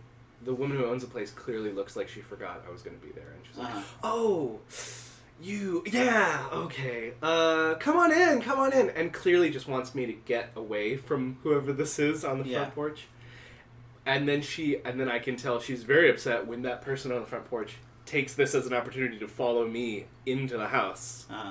And she's like, oh, And she's like, well, I hope you had a nice time. Good night. Clearly prompting me to, you know what? Yeah, I don't want to be a part of this. Good night. And then this really ripped, tall man with thick, dyed dreadlocks comes down the stairs with no shirt, just in a basketball shorts. Uh-huh. And he then proceeds to say, I forgot what their name was. It was like, let's say Angie or something. Okay. I don't know. Angie, you can't be here right now. Angie, I told you I can't see you right now. This is not a good time. And then for the rest of the night, because of the way that these old houses are, you can just hear everything. Every single fucking thing. Yeah. And it's just like, you think you can get away from me? You can just use me like that and throw me away. Oh my god, this is... Oh my god. Oh my god. And this argument just kept going on. Uh-huh. And then the other person in it was like, and he called me a man. Look at me. He's a piece of shit. I fucking hate you. I'm gonna call the police. You're gonna go to jail. And like at no point had they established like what he had done. That he needs to go to jail. And then, but the police did come to that house. Oh shit. And then like in the middle of this argument, two funny things I found funny. Maybe I'm a monster, but she then says, yeah, look what he did to me. Look what he did. And then there's a pause, and then I could hear a policewoman say, that looks a lot like a hickey mark all down your neck. Yeah. No, he did that with his hands. Are you sure? Because that looks like teeth marks. Yeah. I think that looks like hickey marks. No, he has to go to jail. Oh, shit. Is that what she's doing? Is she trying to like get him? I think he's trying. Yeah. So the police then go away, and they then come upstairs on the same floor I am, and continue to have this argument. I'm not enjoying this, and so the argument carries on. Again, I don't have a great sleep. I wake up at 4 and at 5 and at 7, and then around 7, she has given up the argument that he is going to jail. Clearly not getting anywhere with that. She then says, I opened up a letter you got from Orange County, which is weird, we're in Portland. Yeah. And he says, yeah, I used to live in Orange County. It's not that weird. It's like, it was from a medical collection, and it said you had AIDS. You tried to give me AIDS. And then he said, it said I had medical aid that I had to pay off. I found that funny. That's slapstick shit. Yeah. Just a very reasonable explanation. Yeah. I had medical aid. I had to pay. Yeah. But fuck, man, that's scary. Yeah. That one was less scary than crack. No, I agree with you in here. that was, but at one point you just hear him. Oh, Jesus Christ! Because you don't know what's gonna happen after. You don't know what's gonna happen after that. Yeah. You just hear it again. But Jesus Christ! It's a time bomb. You're hearing the fuse lit, you're waiting for the bomb to explode. I don't fuck with that. Like, that's scary. And also, like, you're continuing to use that shit in a place that's surrounded by like dry curtains hanging everywhere. Yeah. You will not be able to get out if anything. I mean, it's either crack or an opioid, like heroin. That's true. Given the epidemic, I mean, who knows? People are really into that oxy. They want to ride that oxy train all the way to Facetown. Or bam, it wasn't any Jenkum. What other obscure 18th century drugs? Maybe. Hey, Jenkum's made its way back. Is it? Is it really hot now? Yeah. I mean, wow. I don't have my finger on the pulse of the... People like those shit balloons. Like, it's true. Oh my... Oh, is that what that was? That's Jenkum. That was Jenkum? Yeah. I remember Jenkum. Shit and piss in a jar and then let it ferment for weeks. Jesus Christ. No, the stoma. Soma. I remember Soma. I remember... Man, that sucks because that name was taken from a drug I want to exist. Right? The Euphoria perfect drug. Yeah. What about the... do you guys remember... Salvia? I think it's Salvia. It was with all all the teenagers were like, I can't get weed, but I can buy Salvia legally. Oh shit, my car! I remember that when Salvia got really popular, that one video of a hand demon was coming out, and people were like... Yeah, wasn't that the same effects guys from like District 9 or something? I think it was. Yeah. This is what smoking Salvia is like, guys. That video is so good. It's so fucking creepy. It's great. The teeny tiny demon hands coming under the Yeah. door. That was awesome. Yeah. The eye on the wall. Jesus Christ. That one's good. The video is so good. Happy Halloween. For just freaking you out, like. Yeah, man. For salvia, like I saw an interview on Eric Andre. He interviewed some guy, and apparently he took salvia before the interview, and that was the only time that someone like yelled at him. Really? Yeah, well, because he was on salvia, like it gives you that edge. Like it literally makes you more agitated. Oh, really? Easily irritated. So when Eric Andre's doing all that shit, like dropping water and then like putting it up to like 95 degrees in the studio, and like he's like flinching, like he's throwing his arms up. And he's like, you and your fucking stupid show and this stupid shit. What the fuck is this bullshit? And Eric Andre's just like crying in tears. Like, it's okay, man. It's okay. I'm sorry. What are you talking about? You sound crazy. It was one of the best unplanned moments. I mean, do you remember? I'm sorry if I keep talking about it, but when he made a man do a tap dance with a chicken on his head, or a turkey on his head. Yeah. That's all. I don't have anything else. Cornerstone of late night comedy. Oh my god, such a fucking... Oh my god. Dog chicken. I want to push myself down an up escalator. How can we do that? Well, you can make a rubber one. I don't have that fucking money. So how else was the trip, man? It was really good. What else can I talk about? Yeah. So when I was in Portland, I went there kind of because I had heard that... How many people were trying to stay away from the Portlandia image? Everybody. Yeah, right. Everyone's... That's what I've heard. Everyone's trying to no, we're not Portlandia. Everyone is fucking furious. Yeah. They hate that Which is guy. weird because I heard they loved it at first, but now it's become because so many assholes just want to go to Portland and That's absolutely do a true. thing. Do that funny thing. Yeah. Oh, did you put birds on it? Yeah. Hey, go fuck yourself. Yeah. Can I say one thing that Portland has going for it that I fucking love? Okay. Is they don't constantly compare themselves to other cities in a way that exhausts me, the way that San Francisco does. Yeah. It gets fucking San Francisco old. has such a smug air to it. It's exhausting, honestly. Yeah. Like, there are nice people, but fuck, Yeah. I'm sorry, do you mean the city or the bay? I mean the Bay. Street? I mean... Yeah, fuck those people. That's worse. That's worse because Okay. people complain about in LA how we say, "Oh, take the 5 to the 6." Oh yeah. Take I'm like, the that's 10. just because we're not saying the highway or like which direction. Right. Yeah. But people say the fucking Bay. That's the whole fucking thing. Where am I supposed to? Oh, in fucking Oakland, go? in Daly City. Am I supposed to go onto the water's edge and meet you? Just walk along the coast? What the fuck you want from me? Like, I'm sorry, real quick because it reminded me. Yes. fucking hate that shit. Yeah, when I was in the hospital in UCLA and they had a nurse doing the paperwork with me. Yeah. She asked where I drove from. And I said, "Oh, I'm from this area." I'm like, "Oh, that's a far drive." I'm like, "Yeah, I know. From there to Century City, that's a far drive." Mm-hmm. It was one of the hospitals there. And then I asked, "Oh, where are you from?" And then she said, "Oh, I'm from the Bay Area." And I sat there, and the first thing I thought of was the Monterey Bay. Oh, near Pismo Yeah. Beach. And I was like, "Wait, from there?" I'm like, "Whoa, that's crazy." And then I was like, "I'm sorry, miss, when you say the Bay Area, do you mean?" And she said, "San Francisco." Oh. I'm like, "Oh." Just say Yeah. San Francisco. Okay. Yeah. Alright.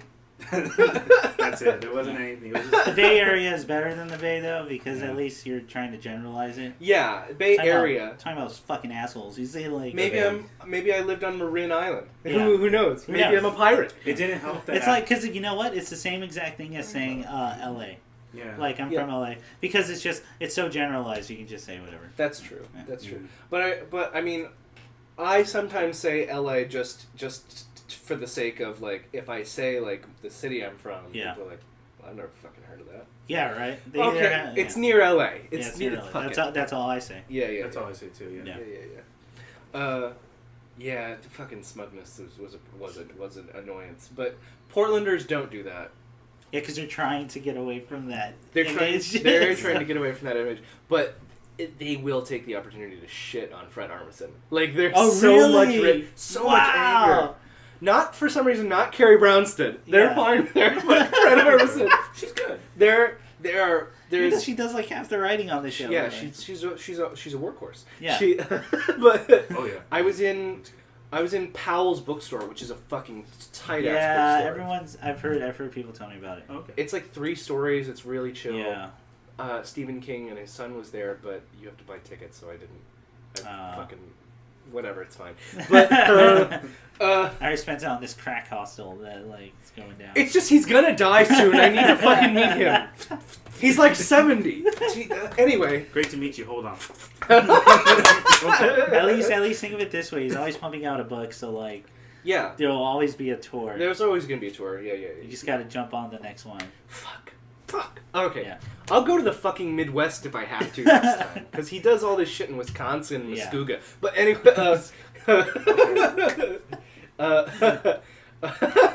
Such a funny town name. it's a fun name. Muskogee. So no, it's really nice.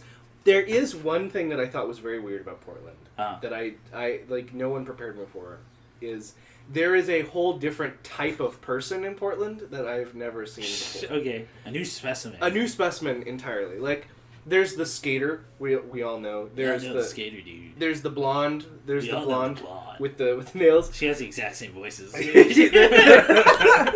twins. They're identical twins. Hey, you cool? Get in.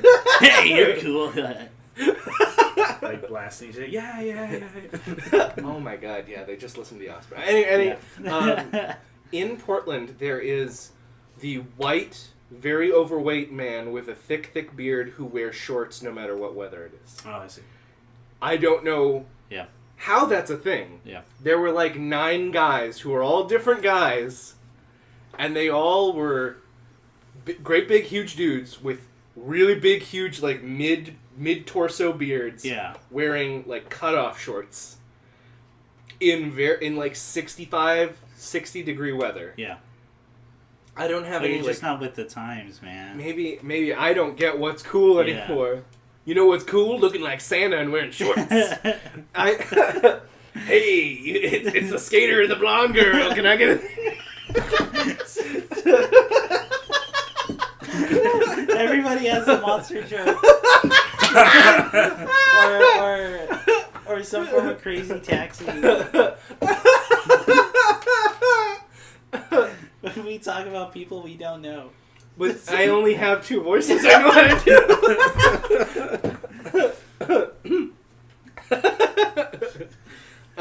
So it was good. So it was good. So it's good. It was a good time. It's real pretty. It's real nice. Like, you can kind of just go straight into the woods. Have you found your haven as as a writer?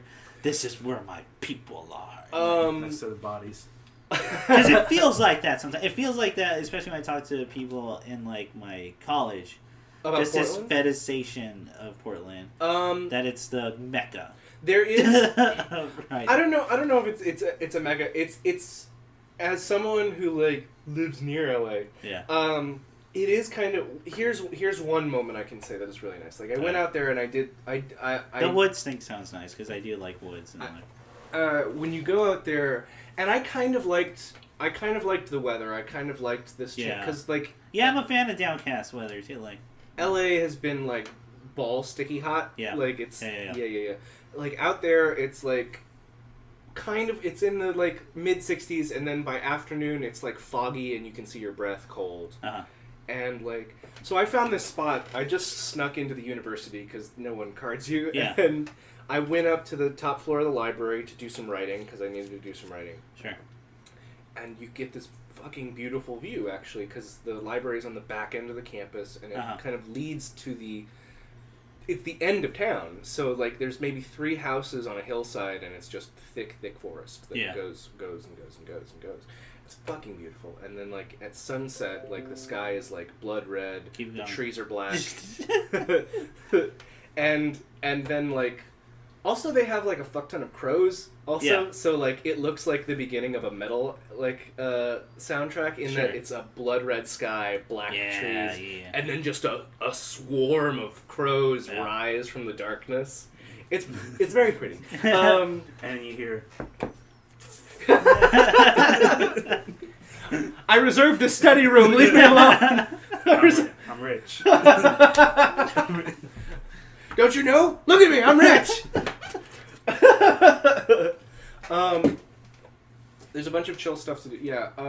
I mean, I won't go on and on because I want to move on to your shit. But yeah, it was super chill, man. There's lots of really cool stuff we can talk about off the show. But no, I liked it a lot, and I'm gonna start thinking about something more than just what's the cheapest place to stay when I book places next time. Yeah, because at this point now it's like I can't, because that literally is taking away time from like writing and work you can do. Yeah, is how much work you have to put into just trying to sleep. Just trying to sleep. Just trying to like not be robbed of my comb. Just because everyone thinks they can do it.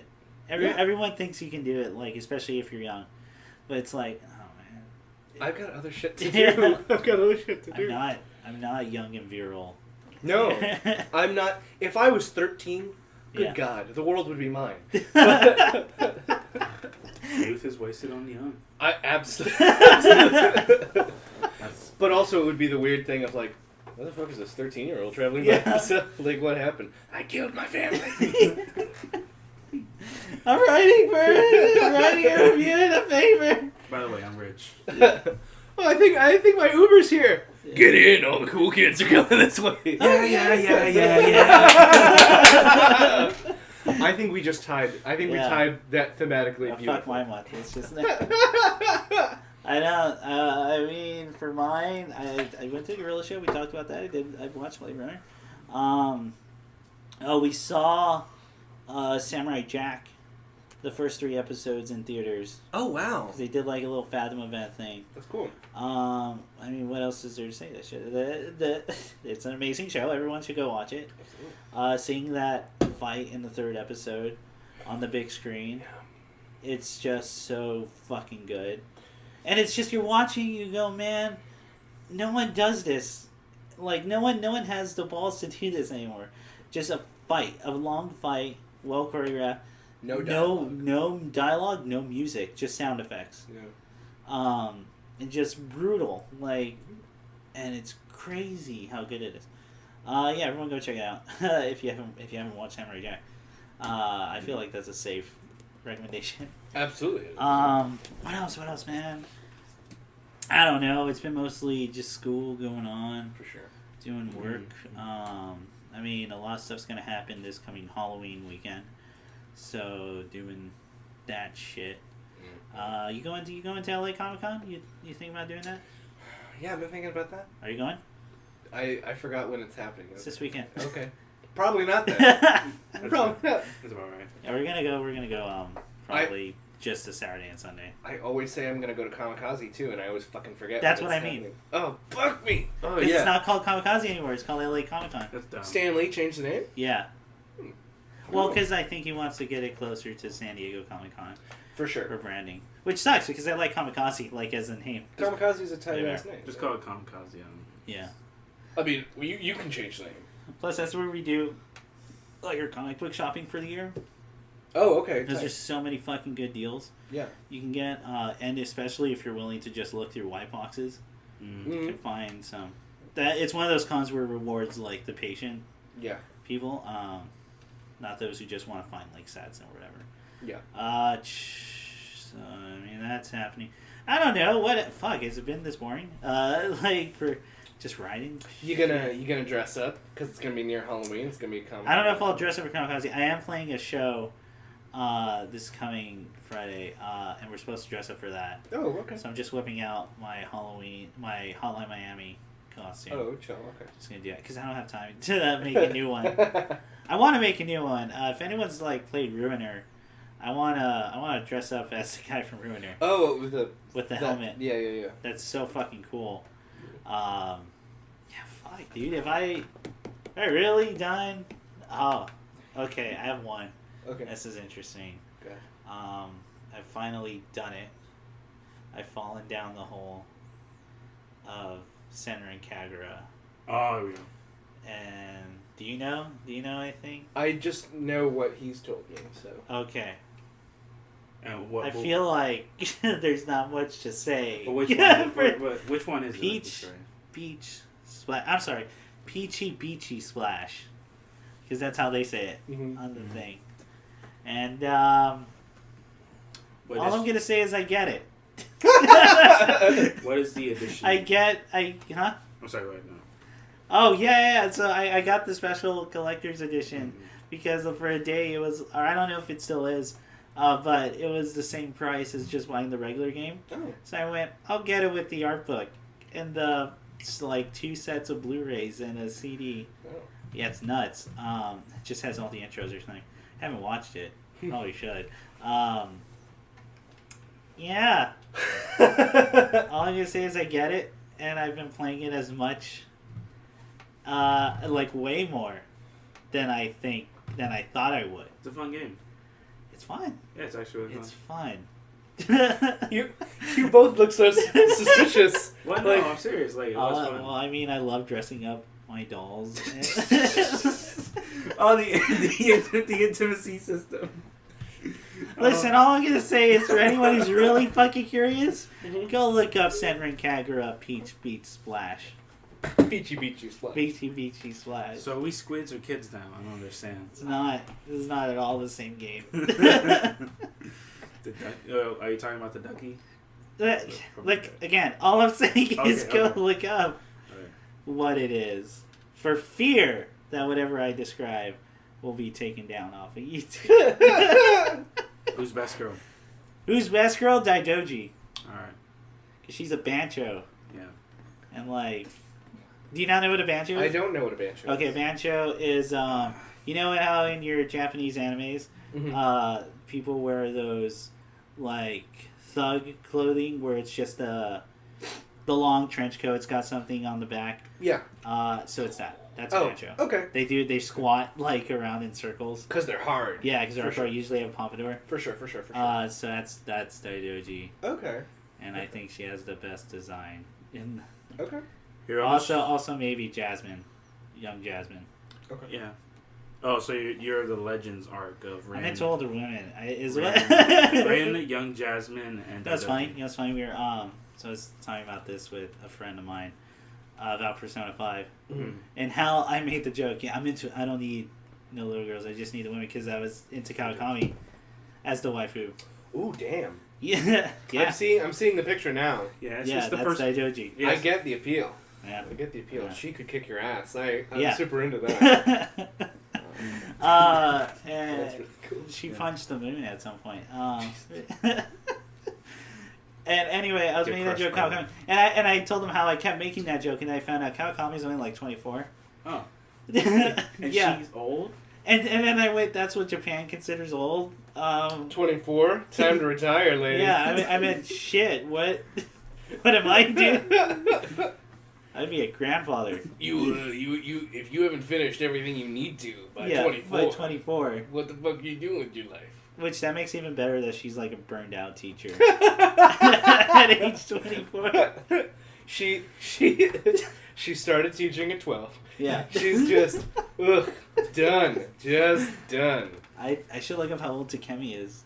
Oh my Because god. Takemi's not only been through, like, she's gone through jobs. Like, she's done a she few. runs her own clinic. Like, it's, So are you going to determine best girl by age? no, Like, I'm who's just the oldest? curious what Japan considers old at this Oh, point. okay. Sure. How much of your life do you have to have accomplished? Like, Right? By the time you haven't even done a quarter of a life. Yeah. Yeah, you see people like that with like early 20s getting autobiographies. Like, what'd you do? Yeah, right? Yeah. Exactly. Like most people don't do their big ticket items till their 30s. But Yeah. The 20s is setup. It's all pregame. Because then the only way you can see is if like something really bad happened in your life, Right. and you just read about that. Right. But I'm like, even if I wrote about all the bad shit that happened in my life, I don't think it would be too interesting of a book. No. Because there's no... But of course, maybe if I was being artistic, it'd be like, well, it's just like life. There is no end point.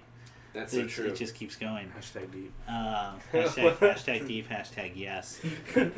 By the way, I'm really trying to be more active on Twitter, so everyone... You at the party when you asked? Yeah, okay. Let me start this from the beginning. Okay, so right after the podcast, actually, that we did last month with everyone, Call Me Apple Spawn and Frozen Stratos, we're both like, oh, you have a Twitter. I had never followed you. We were, even though we're all friends on like Facebook and whatever. Yeah.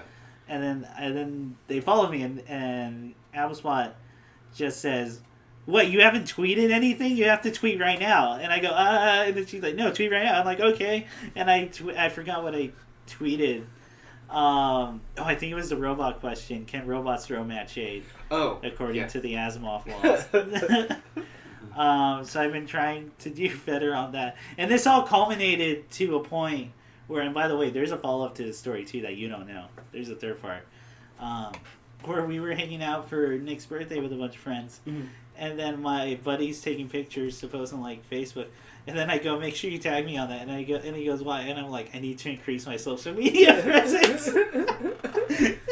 And I said, I was like, and I started laughing. He's like, you're such an asshole. And I went, yeah. It's so sad. And then he does. And then he takes that picture. And then the next day, which is weird because he posted it on Facebook, so this means this next thing just happened randomly. Mr. Swery64, creator of Deadly Premonition, and currently trying to make the good life happen. Everyone go check out that game. That game looks great. Followed me on Twitter because I've been liking some of his stuff. I think he's just following people who follow him because he's a real nice guy. He's real cool. He's always talking about drinking, And part of me thinks he only followed me because there's a picture of me with a giant, 32-ounce beer can next to my head, because I thought it was so big and nuts. And so yeah, he follows me now. My social, I'm getting up there. I remember that time, I think it was 2016 when the guys from Trigger retweeted the picture of us with the giant Over Justice. Yeah, with the Over Justice cutout. Yeah, that was really cool. Yeah. But, so, working on it, people. Yeah. Everyone go follow me at Assuredly Chris. Anyone who gets that reference, I'll immediately follow you back. That's sad. It is sad, isn't it? Isn't it the saddest thing? That's why I fucking love it. I love talking about it because it sounds so pathetic. It's really empty and yeah. No, I know exactly what you're talking about because to try and promote this new thing, I felt obligated I gotta get on social media more and make people and retweet and whatever, or revine or. Because I don't know if people realize, me and you, Ian, we're not people to do the social media thing. I'll follow people to see what they're all about, but I don't feel compelled to post shit. I'm on Instagram because there's a handful of artists I like, and I like seeing what they're putting up and stuff like that, or whatever. But so I was at a party for someone's birthday last Sunday, I think, and it was really fucking disgusting. I had a few drinks, I was just slightly buzzed, and I took that as an excuse to be like, hey, who's on Instagram here? Who wants to follow me on Instagram? Wow. It's really icky. I acknowledge how gross it is. And then one guy was like, oh yeah, I do. They were telling me all about some of them did graphic design or whatever, because they were all artists. They were people in t-shirts and skate shop people. Okay. And I was like, oh cool. And I took his phone and then followed myself.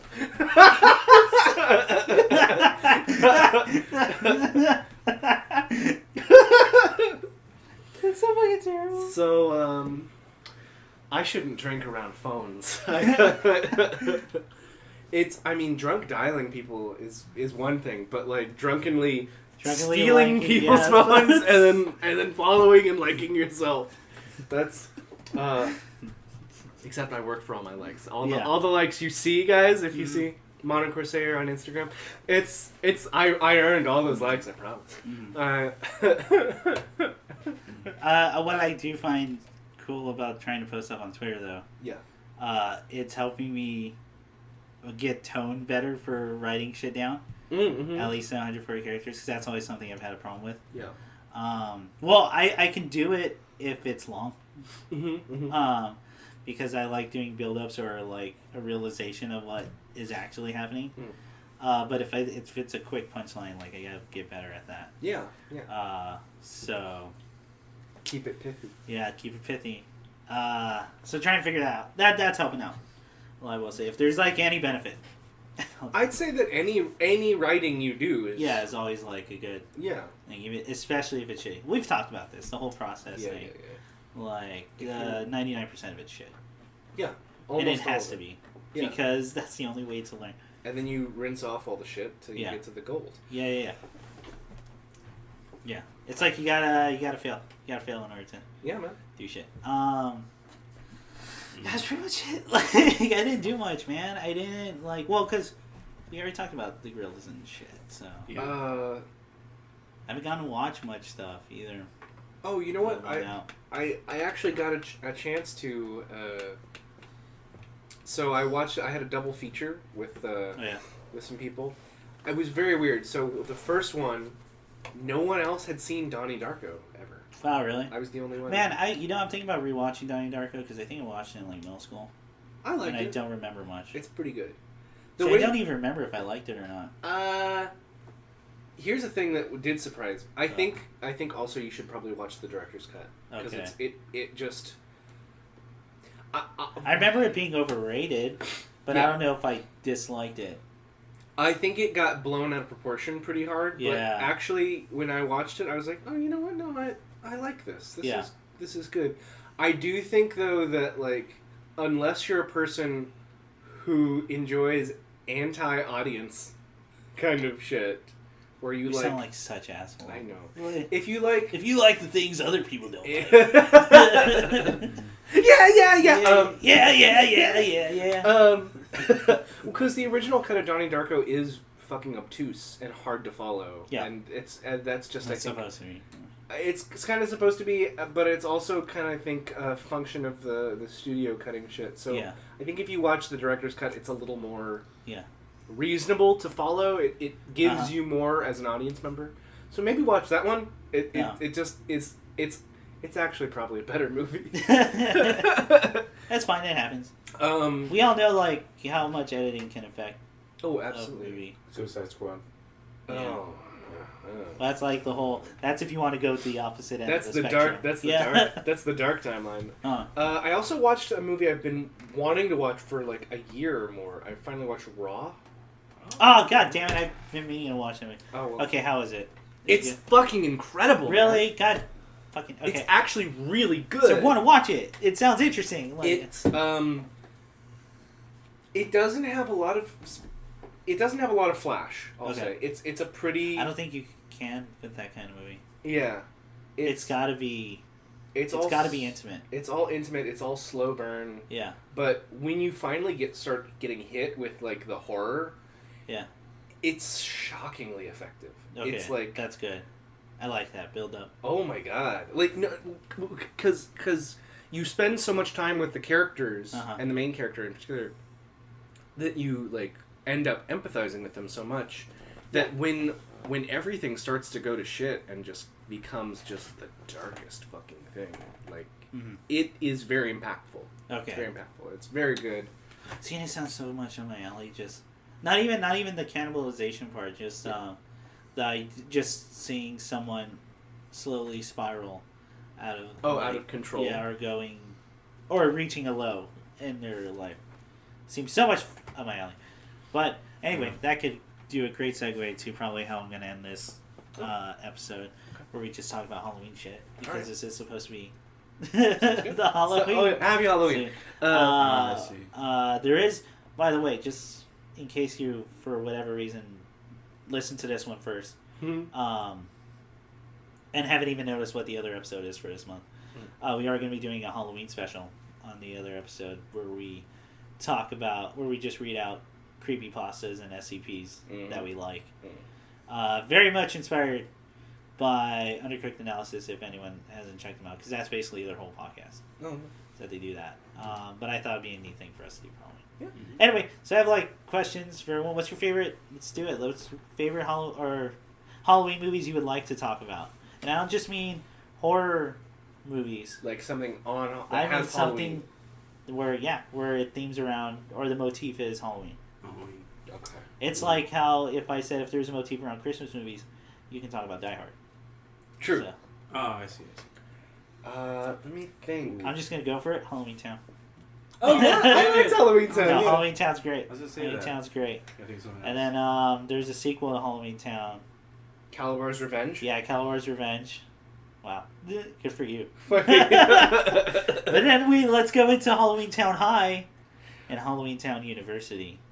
Did they make a university They one? made a university Did one. they man. fucking... Are you serious? Yeah, and it's terrible. I'm sure it is. It's so Well, 'cause Is it as good as Scary Godmother? Because the actress who played Maggie, yeah. I remember her name. The actress who played the teenage girl in the first 3, she quit, and then they cast an actress who looked nothing like her in the 4th one. I'm very invested in Halloween Town. I really like those movies. No, they're great. I want to rewatch them. Like, They're really great because they've got Debbie Reynolds in them. Yeah, and Debbie I Reynolds, really yeah. fucking love Debbie Reynolds. Yeah. this is back when Disney Channel was making like strangely good movies, like on their TV thing. Yeah, man. Like, what do you call it? The Luck of the Irish. I Luck of really the liked. Irish.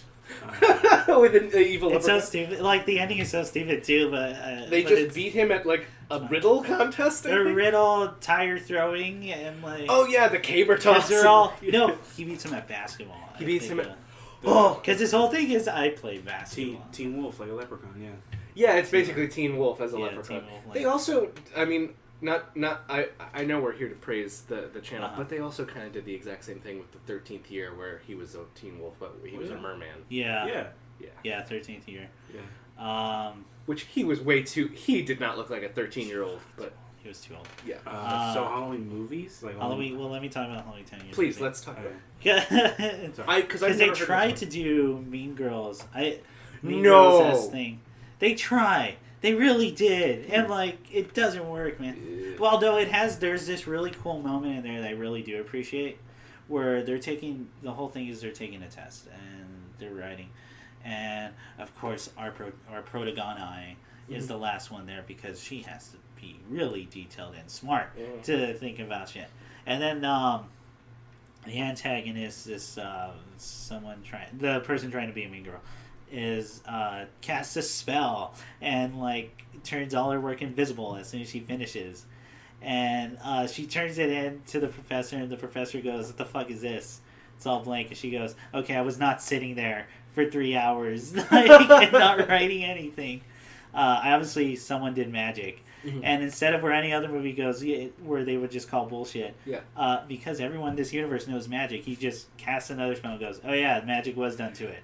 Okay, here we go." So conflict fucking resolved in like the span of 5 minutes. I like that scene a lot. And I'm like, this is great. But that's amazing because everyone has magic. Why wouldn't you fucking just check it? Like, oh no, it turns out you're right. Huh. I'm glad someone was like, no, that's bullshit if it leads to anything. Magic in my school. And then it turns out there's like a cult or something on there. We should do a Halloween Town marathon, man. I will watch the first 3 willingly with you. No. We're gonna watch University. Okay. Okay. Oh yeah. But I'm going to complain that they changed actresses for the last 2 the whole time. And all I'm gonna say is that's your fucking problem with the movie. There's a lot of other things here. That's my only problem. That's my only problem with the movie. We should do a commentary track. I'll do that. Oh, maybe next Halloween. Yeah, all right. Maybe next Halloween. That's what we'll do. Okay. This is how plans get made, people. Yeah. All right here, live. What other Halloween movies, Nick? No, I think you had one. Well, movies, I can only think of the Halloween special for Billy and Mandy. That was my favorite. Oh, with the pumpkin? Jack-o'-lantern. Jacked Up Halloween. Yeah, Jack the Halloween. It was great. I loved it, yeah. It was really good. It was so dark. I mean, it really was. Well, they travel like down the River Styx too, and have like a whole thing. But yeah. And then when they lower his casket, the whoopee cushion. Oh, it's great. That's great. What a killer gag. Killer gag. Damn. Can I say, I don't know why. Here's the movie that jumped to my mind. Mm-hmm. Halloween 3. Halloween 3? Is that the one where he wakes up in the ambulance truck and then shoves his thumb into the doctor? It is not that one. That's 4? That's 4. That's 4. Halloween 3 is the one with no Michael Myers. Yeah, okay. I think it was on. It's the mask. It's the haunted masks one. Yeah. And I really liked that movie actually. Dude, that was a twist. I did not see that coming. Well, because really, I don't know. When you saw an evil mask, I see masks and because it's not his body.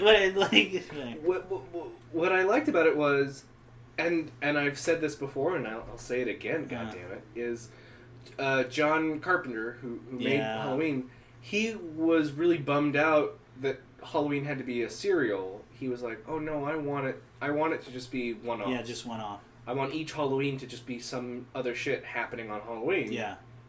And I think that would have been a way cooler storyline, honestly. I think so too. We were granted some pretty cool kills, but Halloween 1 is still like the best one. Halloween 1 is bitchin'. And you know what? I'm saying this as someone who thinks Halloween 2 is still pretty fine, Yeah, it's actually. fine. It's fine. It's not the worst. It's not. It's far from the worst. It's not. It's no Friday the 13th 2. It's no Jason X. Yeah. Jason Goes Manhattan. Oh my god. Oh my god. So he's not even in it for most of He's not even in Manhattan for most of the movies. He's I on think a he's boat. like in there for 10 minutes. Oh, Vampires in Brooklyn. That shit's awesome. I like Vampires in Brooklyn. I do like Vampires That in shit's Brooklyn. awesome. Oh my That's god. my answer. Eddie Murphy being a vamp. Oh my god. Yeah. Okay, I don't know if this is technically a Halloween movie, so we can move on. But did you ever see Kiss of the Vampire with Kiss of the Nick Vampire. Cage? No. So it's basically a movie where Nick Cage is perfect, and he's This is the one you talked about where he thinks he's a vampire. He He thinks- gets bit by a homeless. yeah, he gets bit by a homeless man. And he thinks he's turning into a vampire. yeah. I And there's think just this scene where his he's at work and he's in a suit and his assistant's like, "I'm sorry, it must have got misfiled. Misfile? How do you misfile something?" Okay. Well, they just put it in the wrong A B C. You just put it in the right D E F. I don't understand. They had the plastic Oh, fake yeah. bangs. And he's just like running around an alley with bangs. Vampire. I'm a vampire. I'm a vampire. Kill me. Take me to the heart. It's so good. It's such a good movie. That I remember. Okay. I love that movie so much. Okay. I love that movie so much. Shaking. What about Littlest Vampire? Oh yeah, I remember that Jason, movie. Limp Nicky. Was that We used to call him Limp Dicky, but was that a Disney Channel or was that just a regular Disney flick? I don't know. I knew it was a straight to DVD.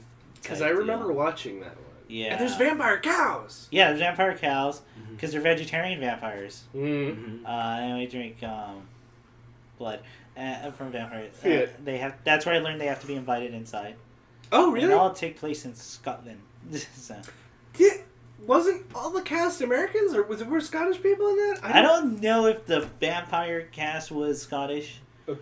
but I know it took place in Scotland. Okay. Yeah. Yeah, that was cool. Mom's dating a vampire. Mom's dating a wait, does she in that movie? No, because it's a family. Yeah, there's a different Disney Channel original movie called Mom's Dating a Vampire. I think I know what you're talking about. Where what's that guy? He was Mr. Sheffield on The Nanny, where he was fucking the nanny, and I think about that one. yeah, we all sit on that, and he was like a vampire trying to bang some kid's mom, and the kid was just like, "But mom, he's a demon. He's a vampire." Vampire. Oh no! You know who the mom was? The mom was the fun aunt from Sabrina. I never watched live action, so. Oh really? Oh. I watched the animated Okay. thing, You're which I missing think out. less people watched. Remember that time the cat was part of a coop? Yeah. Apparently before it became a cat, he was in a coop. Spoilers, I guess. He was like a witch dictator who was trying to, and they keep portraying him like they never showed his face, but they showed him from behind, and he looks like Fidel Castro. Basically, he's just like in a military uniform with a big beard. Yeah. I enjoyed That reminds me of like one of my favorite throwaway jokes from Bob's Burgers, where just the janitor sweeping up, and he goes, "I used to be a dictator in my country before the coup," and then like that's it. There was no, and he says it so fast, and it's not even part of the main joke. You're looking at two other characters. What's happening? It's great. Well, and then how can we not talk about all the Scooby-Doo movies? There we go. Oh yeah. Scooby-Doo and Vampire Mountain. Mm-hmm. With featuring the Hex Girls.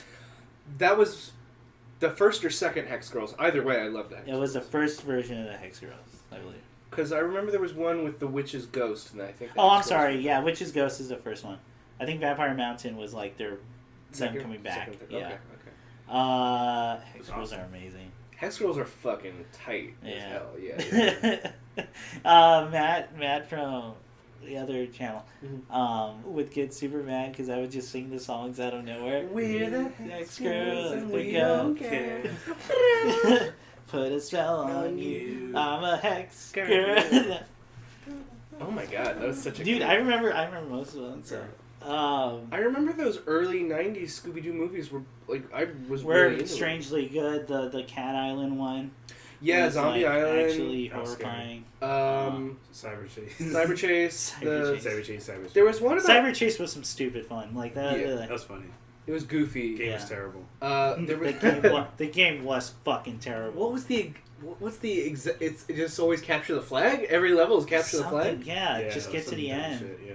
I remember trying to play it and like. There was also one where they found aliens at Roswell. Yeah, Oh, I yeah. had But like they were- the book version of that too. They were like fake aliens, and then some of them Were were real. real aliens. And they were here to. Well, they were the people helping them catch the aliens. Right, To exactly. dish out some fucking knowledge or whatever. And then at the end, it always stuck with me was like Shaggy fell in love with the alien girl, Yeah. and she's like, "You can always come with me to my home planet, where I'm gonna bang your brains out." Like I can't go. I'm gonna like stay with my But friends. Scooby. But Scoob. Yeah, And then she had an alien version of a dog that was Yeah. also in love with. that was also into Scooby. That was a weird movie. I liked it though. We should do commentary. So we do commentary when Shaggy and Scooby have to face Kane in WrestleMania. Oh my god. That's because if you do that, that's the end all be all. Yeah. Yeah, that's how do you top that? There's so many fucking good moments in there, like how Sin Cara's, the way he talks is through dance, Yeah. or like they're doing wrestling moves, and John Cena has to interpret them, and it's so well done that they can all visualize it. Yeah. And how John Cena stopped that boulder. Yeah, Saving the He Scooby. rolled it up a hill. Yeah. he jumped over a fucking ravine and like It's John Cena. yeah, and stops the boulder and pushes it. And the music follows him as everywhere. Yeah. That's right. I don't know if this is a controversial view or just a view everyone has. I don't know, but I think that the best version of Scooby-Doo ever is Crystal Cove, the series that they did. Not the last one, but the one before last. Mystery Incorporated. Mystery Incorporated. I completely agree I with agree, you. yeah. I think I felt like that show was short-lived. Very much so. I think everyone should watch it because I think it was the best version. Lewis Black was on that Lewis one. Black's a fucking villain for like a super long time. Oh my god. Angry Man. God, and like the way they treat the characters is amazing. Oh yeah. They just keep justifying everything. Yeah, you have a love triangle, right, with Velma and Shaggy, but Scooby as well. Yeah. Because Shaggy and Scooby's friendship is so close and weird that Velma's like, Can't hey, get man, in. Yeah, I can't. It's impenetrable. Like, Yeah. there's nothing. And then Fred's like obsession to the point where he seems to be like somewhere on the autistic scale Yeah. of traps. Well, because they're And he has that porno mag that's just traps. That's Trap Magazine. Yeah. Oh, don't worry about that. Yeah. They aren't gay. With all those weird, there was also well, because there's been a long history of like Fred is the dumb one, Yeah. and then they just took it to a logical extreme. He's not dumb. He just has Asperger's. Yeah, he is. He has such a high level of obsession. Like, Yeah. I was on Hanna-Barbera website a while ago. Okay. Is it still up? I think yeah, Okay. or it's a wiki that they've made Okay. dedicated to it. But there's all this stuff from production notes on Scooby-Doo that never went into the show. I imagine so. That's really amazing. Can I please share some with you? Sure, go ahead. It's No, I fantastic. fucking love Scooby Doo, so No. I can talk about. Just kidding. I can talk about Scooby Doo forever. What is it? It's like so canonically. Here are a handful of things. Daphne is the second highest performing student in her high school. Oh, who's the first? Is it Hot Dog Water? It's Velma. It's Velma's number one. Daphne's number two. Oh, I see. Sorry, I thought you said Velma first. No. Daphne's two. Well, I didn't know Velma's Daphne one. was smart. Yeah, turns out. Yeah. Fred has a passion for mystery. Wait, are we talking about Mystery Incorporated? No, or? I'm talking about classic Scooby-Doo, Okay. 1960. Yeah. 1968. Yeah, they never really talk about their school life, man. They never talk. No, like also like what's their home life? They're able to just drive across the country in a van. Well, that's why Mystery Incorporated was so good, because you actually explore Their lives as people, as Yeah. characters, rather than just being like. rather than them just like. Well, we're here. Yeah, we're here. Fred in the original. This is all original old Scooby-Doo. Fred loves mysteries so much because he one day wants to write a great mystery novel like his hero Agatha Christie. God. See, that would have been good character motivation. That would have been great character development. Again, never got any of that. Shaggy, Norval Rogers, real name. Yeah. Comes from money. No, that's always been the thing. He comes from, because in multiple like series they touch upon that. He's got a rich uncle or something. Yeah. Like that, yeah. He also, this is just why I like this for some reason. Shaggy has a collection of decorative, elaborate belt buckles that he wears in every episode that's different. You just can't tell because the animation's not that detailed. Yeah. But he's always wearing a different belt buckle every day. That's Believe his it. thing. Sometimes they spin. That's where his money goes. That's where all his money goes, is a collection of... Yeah. What else? God, they also talked about, Fred is the only one with a driver's license, Okay. but Daphne's dad gave up the $100 for them to buy the van. Wow. The van only cost $100. Right? Right? Holy shit. How shitty a van was that? Yeah. And then not that surprising. All the Scoobies have a connection. They love mysteries. Dedoy. Yeah. They all love solving mysteries or reading mystery novels or blah blah blah. When they found a fucking talking dog, they all just said, "Yeah, okay." None of them. No, I know. That's always the greatest mystery of them all. It's the greatest mystery of them. And Mystery Incorporated started to explain that mystery. Actually, they should did. really go They watch never it. explored it. Yeah, They can't.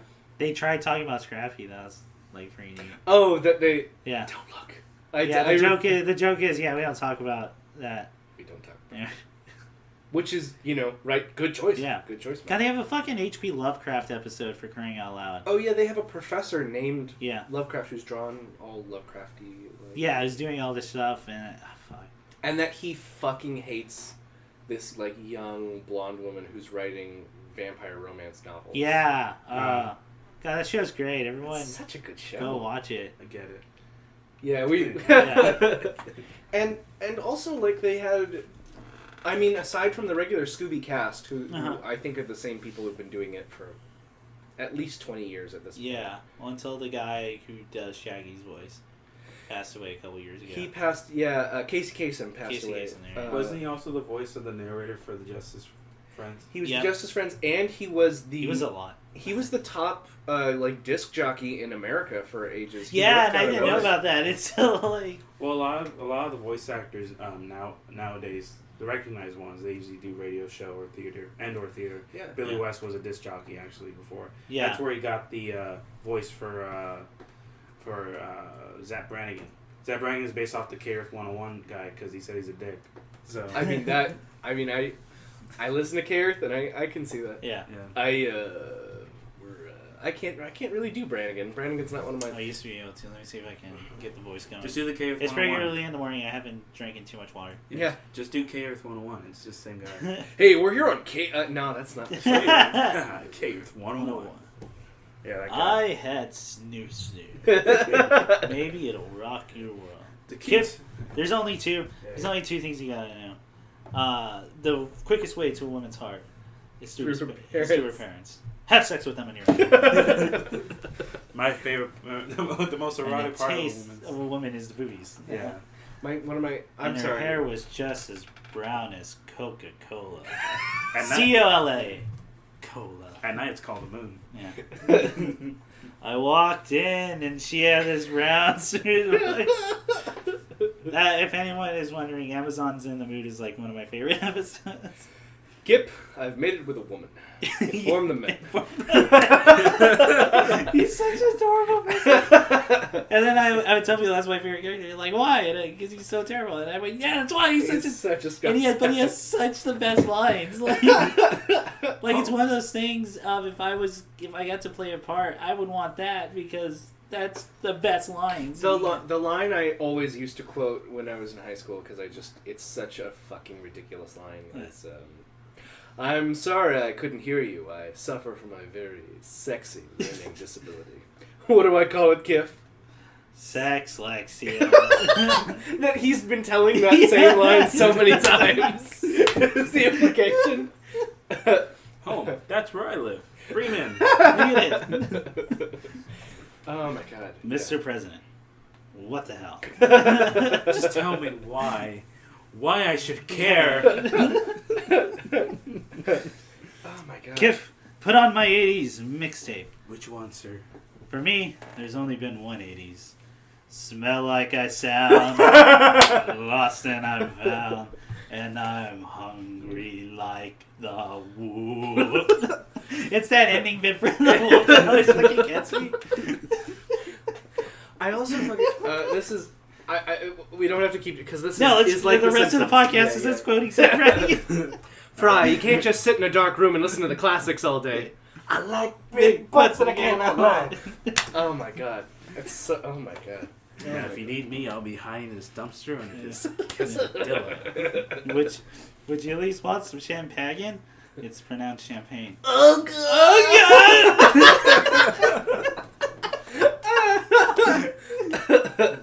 god!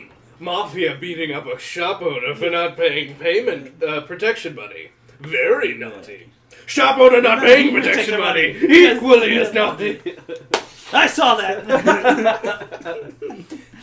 Was he John Goodman the whole time? I think because I remember he was John Goodman. Oh, I don't know. John Goodman. I would have to look that really up. good at that. He was very good at that. Oh my god. Yeah. That's previously with it. Help! Save me, Jesus! Jesus helps those who help themselves. I'm Santa Claus. I'm Santa Claus. And I'm his pal Jesus. How dare you lie, especially in front of Jesus. I remember. I just remember that apparently Fox was really, really upset because there's like 2 times that the professor has a joke where it's like a throwaway joke that the rapture has already happened. Yeah. And they were like, you can't imply the rapture happened and everyone's fine. Yeah, I think he says like the third coming of Jesus. Yeah. I'm afraid all satellites were destroyed during the second coming of Christ. Back in my day, we had parades every day. Those were dark times. I love her so much, I just want to make genetically modified silverback gorillas to scream it from the rooftops. I'm having a conference meeting. Everyone get in here. Ooh, that makes me angry. I'll be in the angry room. Disco ball.